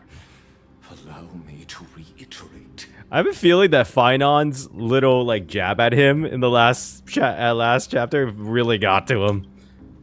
I am giving you a simple choice: to collaborate or to be destroyed. There is no other way. No, wait. Saridra knows that he can't. This is not the only two that he's only offering this because why wouldn't he just destroy her? It would be so much faster. Shameless behavior. See? If that were true, Freaking you know would it. have killed me long ago. Fucking knew it. You, in fact, cannot kill me. I guessed it the first time I beheaded you. Because of the law, you cannot be completely destroyed. And the same is true of the Chrysos heirs. Oh. Because they are the 12 factors. The more you bluff now, the more you are proving that conjecture to be true. What magnificent foresight. I once regarded this precious quality of yours as a sure sign of my ultimate victory. But now, I have to admit that I made a mistake. Yet, as a mere mortal, how will you contend against the Theoros? We are both slaves to hubris. But do you know what differentiates us, Lycurgus? I will never be blinded by my pride. Ooh. If I wish to break the scale's balance, I only need to appeal to external forces and use them for my own ends. Oh, that's why she took the thing. Ooh. Damn. This really is chess. Not checkers. Oh shit, she actually... Get to meet face to face, senior society member. Oh, I didn't know she... Wait, when did she talk to Herta? When did she have time to do this? I offer sincere acknowledgments for your many past achievements, but I must deeply regret your current perspective. Oh, wait. Did she just call him senior society member? That means... He is a genius society member. I fucking knew it. Wait, but which one is he? Is he Rupert? Trust me when I say that you aren't the only one feeling regret right now, Screwlum. Why did he say it just to Screwlum? Does he know Screwlum? So you two are the allies from beyond the sky the Deliverer spoke of, and why she demanded the divine authority of law. Come and prove your strength to me. Show me the power of these so-called paths.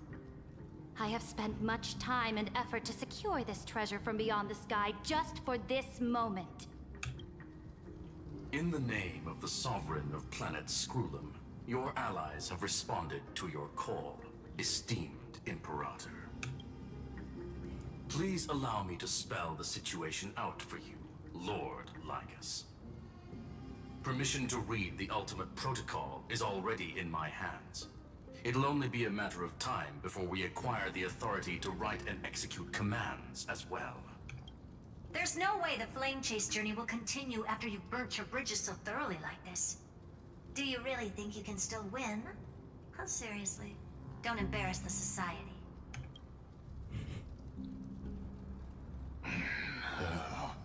I understand that a mere zero possibility does not equate to zero. That argument is very persuasive to me. Which means the same principle also applies to you, my dear peers. You will never be a match for me in a world constructed through Catorzane algebraic expressions.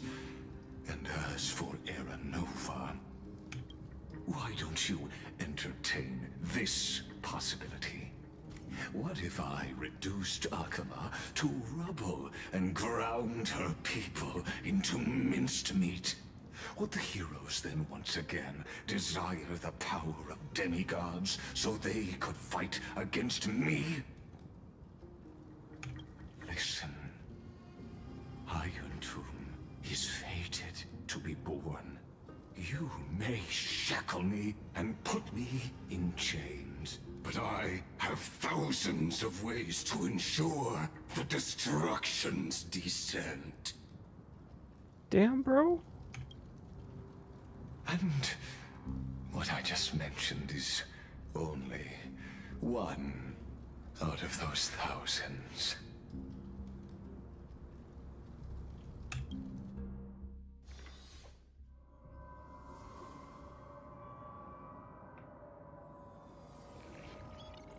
This is the place outside the legends? I just have to say, kudos to Lygus' voice actor, because he is so good. I felt that in my soul. Wait, which Genius Society member is he, though? This doesn't feel the same as before. How should I get back? Warning, warning, warning. Locked onto Warning. isolation. Warning. Command isolation? Since we parted ways last time, I have modified the exomyth into an audience area exclusive to you. Now, you'll be able to silently wait here for the final act of Amphoreus to begin. Oh, he just made this whole thing.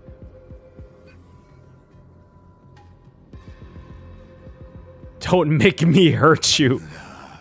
It seems you have already forgotten. We can't hurt each other in this place.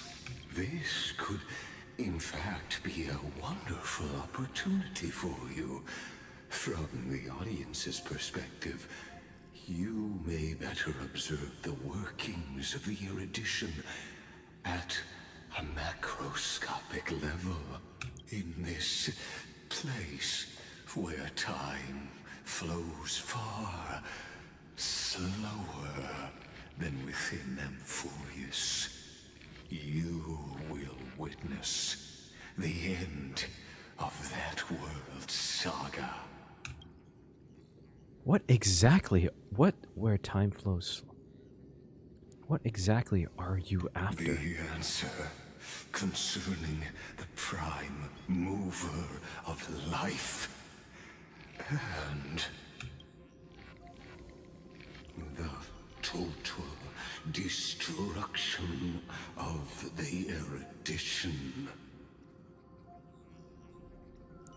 Aren't you an emanator of erudition?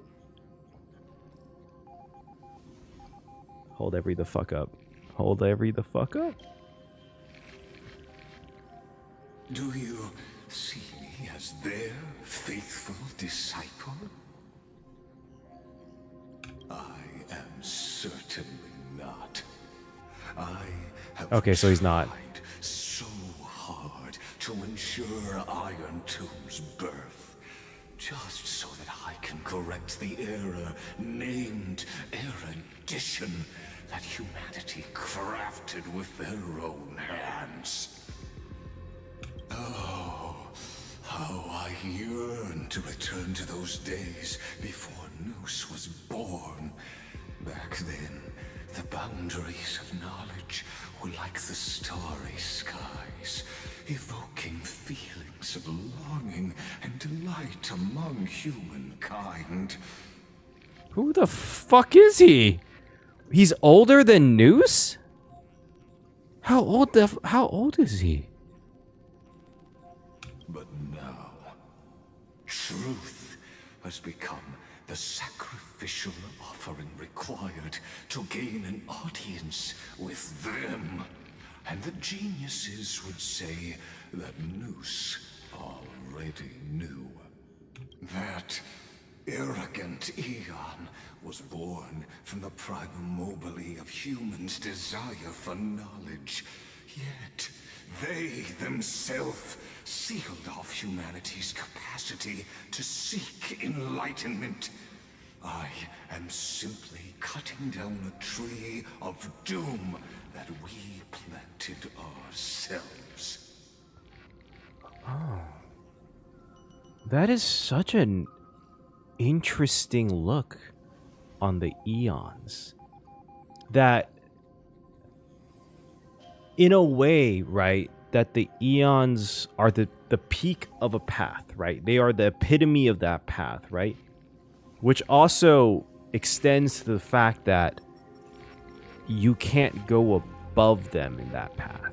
That they are that seal. They are... You can't go above that. That's the ceiling. There is no sky. That is so interesting. And a very crazy way to look at the paths from now on, because if you look at the origins of all the paths in that way, you can say that there is no destruction greater than Nanook. You can't destroy more than Nanook. It also could mean that, like, for example, with one that's more specific, with like Lon the Hunt, that their goal is to destroy the abundance. So that's always going to be, there can be no desire of vengeance greater than that hunt. There can be no hunt greater than that hunt. Oh, that's so interesting as a concept. Maybe I'm misunderstanding this, but that's basically what I've gotten. Is that creating an eon also meant there is a cap to knowledge. I must admit that the process of answering your questions has... But who the fuck is he? ...reminded me of the happy days of learning in my youth. However, it is a pity that my true form must now descend into Amphoreus to deal with the accident that arose because of you. But you won't have to wait long. When the curtain falls, you'll surely understand mine and Amphoreus's ardent wish. Where time flows slower than within Amphoreus? If Lygus spoke the truth, then I don't have much time left. But how can I get out of here? Can you hear me? Little one. Oh shit. Herta? Is that Herta's voice? Warning. Warning. Warning. Hurry up. Put some speed into it. I can't keep this up for much longer. Okay, let's go, let's go. Prometheus Bound. Oh, that is a good reference. That old Intellatron overlooked one little detail, and Screwy and I finally found an opportunity. What's happening outside? Let's keep it short. While you were gone, well, in those few years... What the fuck? Few years? Yes, time dilation, resulting in an uneven flow. Don't you know this already? No! Let's stick to the main points. The Chrysos heirs activated the chronocognitive anchor and helped Skrullum and me open a hole in the firewall. We made some adjustments, so he can't attack us immediately, but it won't hold for long. Critical warning. Critical warning. Time is running out. Here's the conclusion. It'll probably take a long time for Screwy and me to completely break this cage before Chrysos heirs have a full grasp of the law. To be safe, we'll continue to launch side-channel attacks on the system to give you opportunities to escape. You need to seize these opportunities. So start moving, and find a way to pull off a magnificent jailbreak.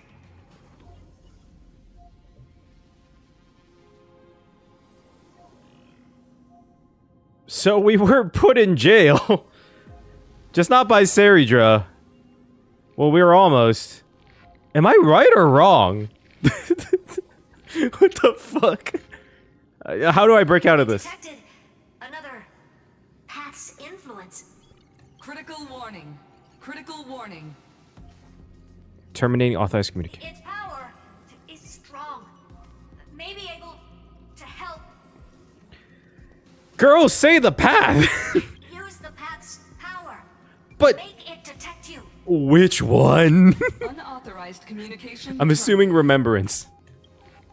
Is Herta saying a certain path's faction has arrived in Amphoreus? And I can ask them for help? I mastered the powers of different paths in my previous journeys. Think hard and figure out exactly which faction has arrived at Amphoreus, and which path's power I should use to call for reinforcements. Are these showing my memories? Motherfucker, you literally shed memories. Which one do you think it is?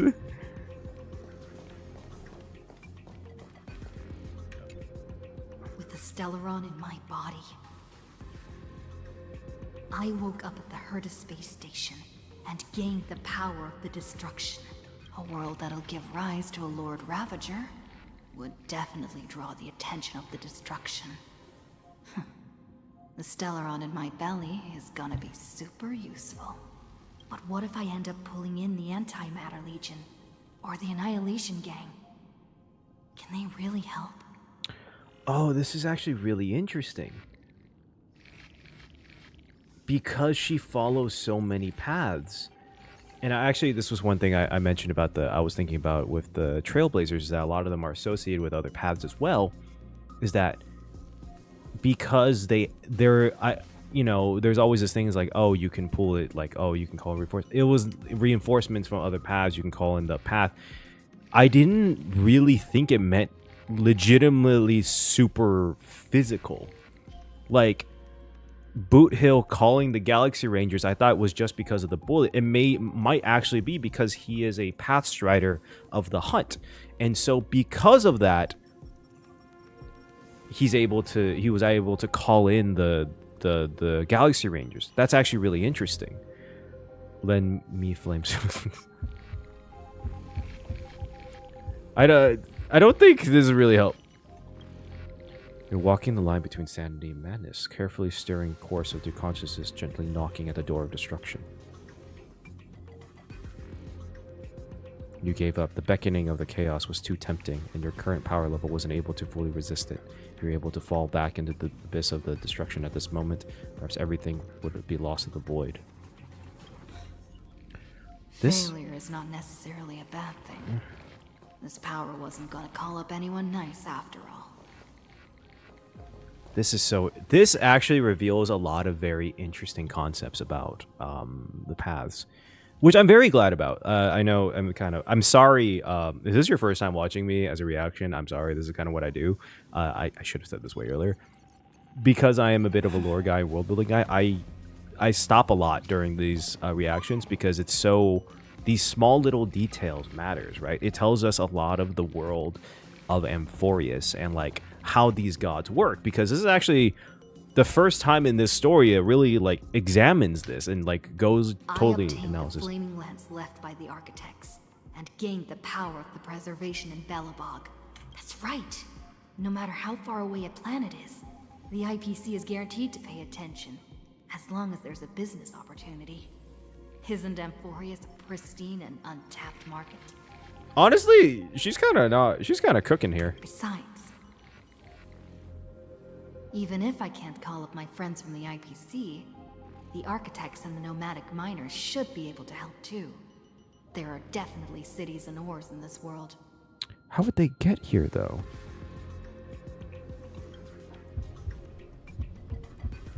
You focus intently, trying to mimic the Kopov's wall-building hammer strikes with your heartbeat. Once again, you just need to recapture that feeling from your battle with the Supreme Guardian and catch the sparks of that hammer with strike with your own hands.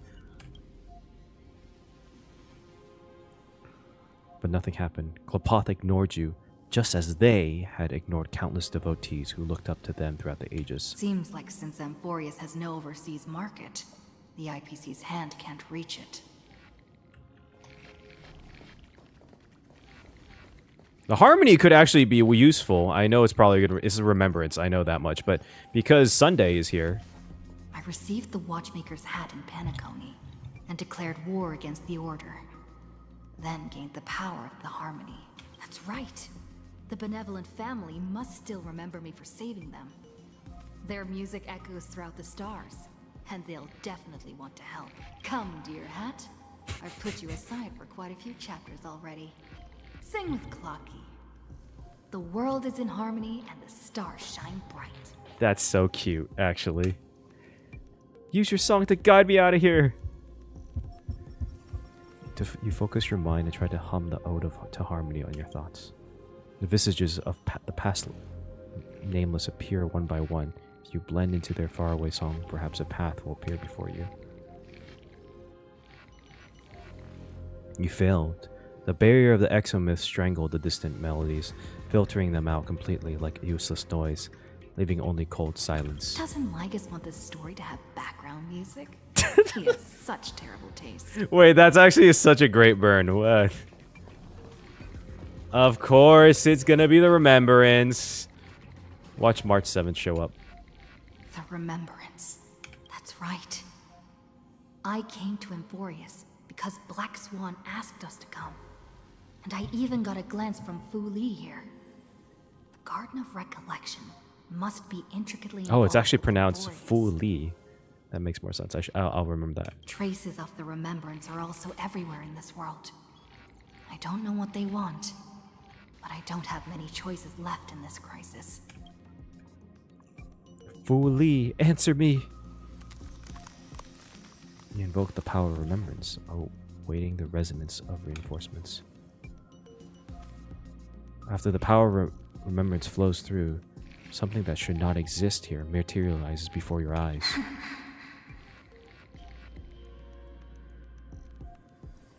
It's fucking March. March is tied to the Remembrance! Let's go! I finally found you. Following the sound of memories. A pathstrider walking both the Remembrance and the Trailblaze. Wait, this sounds like... Their soft whisper is like a warm hand that takes up your soul, slowly disperses it beyond this realm. Warning! Warning! Warning! Unauthorized access detected. Cannot lock onto signal source. Erudition's prison cannot stop us, for we lie outside the logic of zeros and ones. Come, leave the cage of Logos. Ooh. The mythos of Amphoreus waits for you to continue its story. When that brightest star, that star heralding the dawn, finally rises, a boat, so used to drifting, at long last enters an island's safe embrace. Okay, hold on. When that brightest star, the star heralding the dawn, finally rises, but so used to drifting.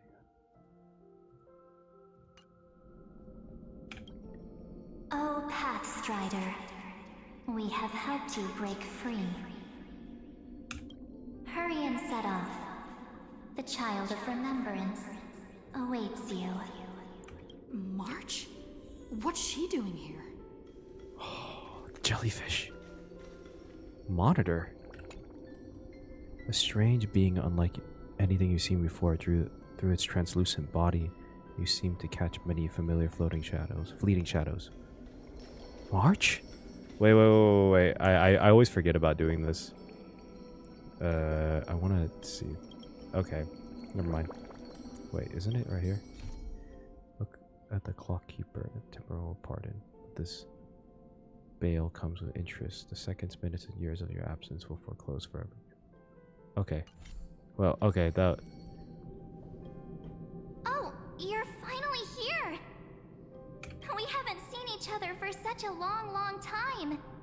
My good buddy, I've really, really missed you. Aw, I missed you too, March! I'm sorry, I never found the time to... I've really missed you, March. I have missed March. I bet you were constantly thinking about the days when I was by your side. Also, how the hell did you get your camera back? It's been so boring waiting for you in this place. There's no one to chat with, no internet, and not even anything to eat or drink. It's basically a prison. Wait, I thought she left. Now the great hero is finally here to save me. Yippee! You must have seen a lot in Amphoreus during this time, right? You gotta tell me all about it. It's been a long and arduous journey. Then take your time with the storytelling. Or do you not want to talk to me? Oh wait, this is Evernight pretending to be March. But let's get out of this spooky place first. This is not a good spot for a reunion chat. Why don't you take me back to reality? A strange voice told me that I can enter Amphoreus if I keep following this road. Okay, maybe it is March. So, let's head off. I still don't know what that world even looks like. Why does March feel so weird? Yes. What are you standing around for? Do you actually like this place? Get moving. Hurry! This door should be the exit. Hey, March, can you tell me? My instincts are wrong. No, you're definitely right. You're definitely right. But why is there jellyfish, March? Did you go fishing?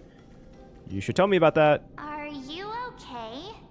You haven't said anything for a while. You know what's so wild is that if this is actually Evernight, she's replicating the actual abilities that the Memo Keepers did to her in the path space. Has it been so long that you're still missing me? There's no time to waste, though. But she's doing it so much better. We're all waiting for you. No. The discrepancy is getting worse. Okay, how do you know where's Dan Heng? He should be back on the express by now. No, he's not. Maybe I just happened to miss him. Okay, now that was a bad excuse. Never mind. Dan Heng's super reliable.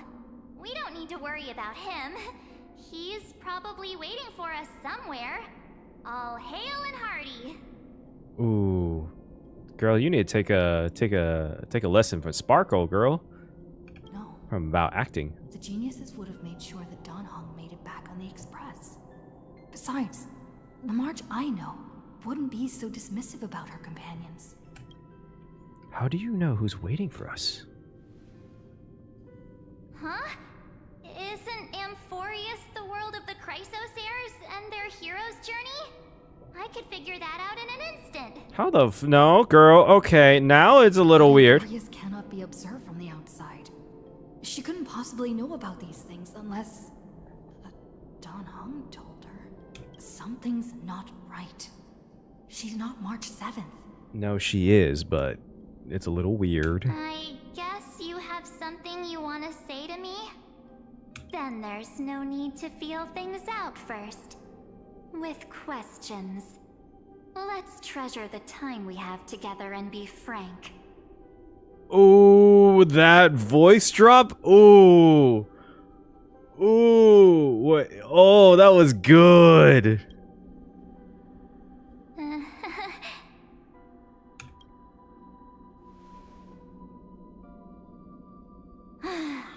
As expected.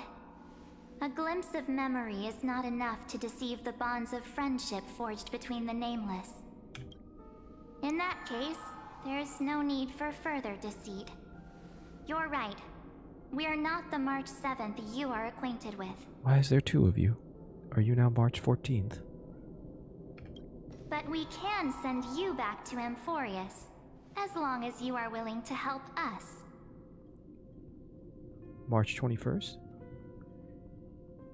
Who are you people? Habitual liars are not trustworthy. We'll introduce ourselves to gain your trust. We are the Garden of Recollection. You should be very familiar with that name by now. I feel like if you just started with that, we would have trusted you more. We were trapped in a prison. Honestly, I would have been pretty down to work with the Garden, but now I'm a little iffy about it. Just as a reminder, while you hesitate, time is quickly ticking away in Amphoreus. Working with us is the best way to stop the enemy of erudition. Erudition would treat any results unrelated to the experiment as garbage and throw them out. But we don't work like that. The Remembrance treats all these instances as important materials needed to weave the universe. Besides, this would be child's play for a great hero like you. It won't be hard at all. Also, if your plan fails and the big bad Iron Tomb manages to get out, then the whole cosmos will be in danger. Wouldn't it be better to have an additional failsafe? As long as you help the Garden retrieve what we want, even if Iron Tomb reformats everything in the physical plane, we can use Remembrance to reconstruct the entire world. Or should we say, the entire universe? Oh, like how that's Foolie's goal. Wait, were these all not Evernight? No, it has to be. There's the jellyfish. So help us. Find where Amphoreus's memory began and bring it out. Memory began. The Master of Anosrava has already glanced at you. Don't deny it. That storybook is the best evidence. Master of Anosfera. Wait, hold the living fuck on. What the hell is a Anosfera? Anosfera. Sanskrit term meaning both Jain and Buddhist philosophies. It generally translates devoid of karmic influx. Oh, interesting. That is very interesting. Say, you aren't seriously gonna be moved by their pretty words, are you? Okay, now that's definitely Evernight. I am the one who commanded those little ones to lead you out of the prison. But I didn't expect to attract little gnats trying to take advantage of the situation. While Remembrance can help you return to Amphoreus, there's no need for you to do it the way they want you to. Of course, there's also no need for you to make any deal, or pay any price. Evernight, let's go. For you, this is probably a long time no see. Oh, she looks so good! Oh god, her in-game model is so good. What the... Guys, it's 5-star March! Dude, oh, I didn't even notice this before. The blood dripping flower is crazy. And the upside down question mark. Oh, I wonder if she has a tie to an Amada. Oh, new thought. Maybe she was a follower of the Remembrance that switched to Animata. Oh, and that works with the erudition thing, because they want to prove it wrong. My dear. My dear. Who are you? Shh. There's no need to say anything. I know. You have so many questions swirling around in your memories at this moment. And you feel so helpless. Put them aside. For now, all you need to do is trust me.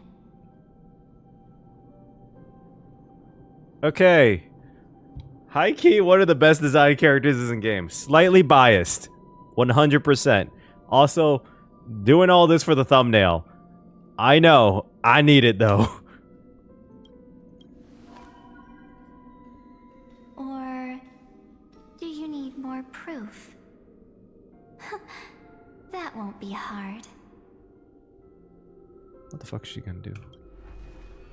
Wait, stop it! They're awake! I'm gonna keep our first photo, alright? Oh, wait, this is adorable! Wait, this is so good! I never noticed Sela just smiling here.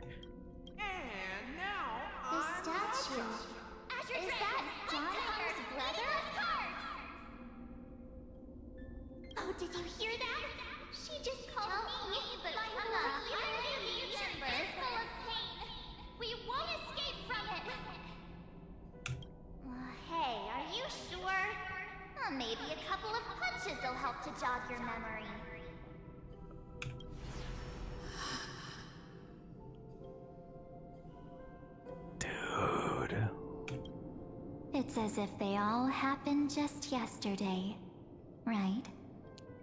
Dude, her eyes are so piercing. They did such a good job. What is she? I don't want to lie to you, which is why I will not use her name. Oh, and the buzzing sound? Oh my god. This is so good. She's 100% remembrance, now proven true. But look at the broken glass. Oh my god, this artwork is insane. The third month of Amphoreus is the month reserved for the Veil of Evernight. So, place me into your memory using the name Evernight for now. Oh, it's a placeholder name. Evernight. But who? I'm happy to explain more, just not now. We might have a lot of time to ourselves, but Amphoreus does not have that luxury. If we do not stop erudition and destruction, then the journey you've treasured so much will face the prelude to its obliteration. A countdown not in amber eras, but in days, minutes, seconds. So, take this gift. How does she... Okay, this should have been blatantly obvious for me to ask. How does she have the core flame of deliverance? This burning core flame. This footnote of a transaction. It contains hope. And the warmth of the entire world. Ripples of past reverie. She hid this fire in the long river of time, hoping that her wishes would transcend time to reach your hands in the future. Cyrene. Now, take it, and return with it, dear friend. Return to Amphoreus, and overturn the final era Nova. Witness the time that stood still for the Deliverer, and the resistance that never bowed to the destiny of destruction over the long years that passed in a flash. Then, with this core flame blessed by the remembrance, respond to their hopes and blaze a trail to the future. And I will silently watch in a corner of time, waiting for our next encounter. Oh, I love her. The wait won't be too long. Oh, I love her. Oh, Wait, how many years has it been? What exactly is happening? Keep going. Keep trailblazing for Amphoreus. For you. And for the March 7th in your memories. Go forth. Amphoreus, I trust in March even if she no longer looks the same. Aw, that's cute.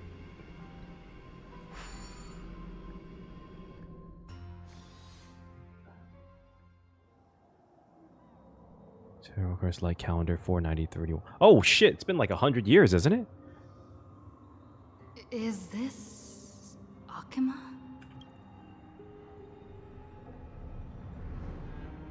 Oh shit.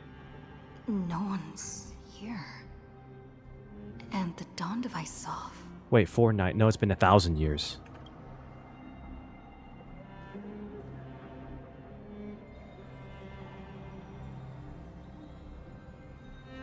Am I too late?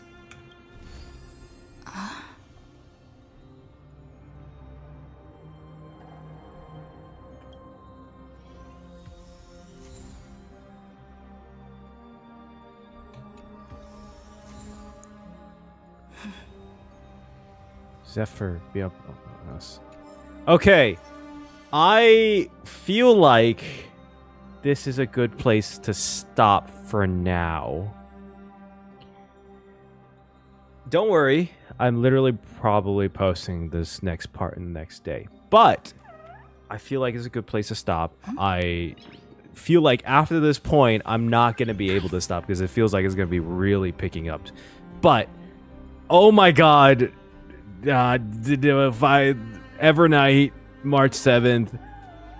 I'm honestly really liking this. This might be up there for me. Amphoreus has been filled with really good chapters. But, ooh, I really like this so far. It's just been fun. I don't really know how else to explain it. It's not like super analytical. It's been, which, you know, is good or bad, but it's also like just been generally fun. It's been, I love the characters. I love Hysilens. I'm gonna have to get used to saying that. Saridra. I really like Cyrene already, character, and it's been cool. And I really like the aspect where we're learning a bit more about the eons and the world building of not just Amphoreus but also Star Rail. Anyways, that's just me blabbing about it. I'm really excited for the next part, which I'll be posting the next day this comes out. But in the meantime, let's do the predictions checklist. Nice. See where I landed so far. I feel like this is coming. This is probably coming. Was I wrong? Or ultimately, we did not go to jail, and she did accept us as the deliverer. Hysilens won't actually kill Saridra. Still don't know if this is happening yet, because I feel like we're going to see Hysilens and Saridra soon again. Lygus was revealed as a Genius Society member. We don't know which one yet, but I'm so happy this was confirmed. This was confirmed. Somehow related to March 7th / Evernight. I feel like this is somewhat hinted at, but not confirmed yet. New Titan form. I feel like I might be losing this one, I'm gonna be honest. Show up. Lygus will die in this patch. I still believe it. Emanator of Remembrance. Don't know, but confirm connection with the Remembrance. 100% confirmed. Like, it was already kind of confirmed, but this is like fully confirmed, as we called out to the Remembrance and she answered. So, just saying, we're gonna still play this lightly, because I feel like, honestly, this one might not be revealed until next patch, just based on how this is going. But yeah, I'm really liking this, actually. Like, I'm not sure how other people are feeling about it, but I really like this so far. It's been fun, and I really like that.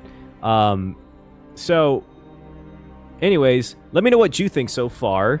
Obviously, if you're probably watching this, you probably played through this, so let me know what your thoughts on kind of like maybe like the random thoughts and theories I've had. And let me know how many right and wrong I'm going to get, because I'm probably going to play this through before I read those comments anyways.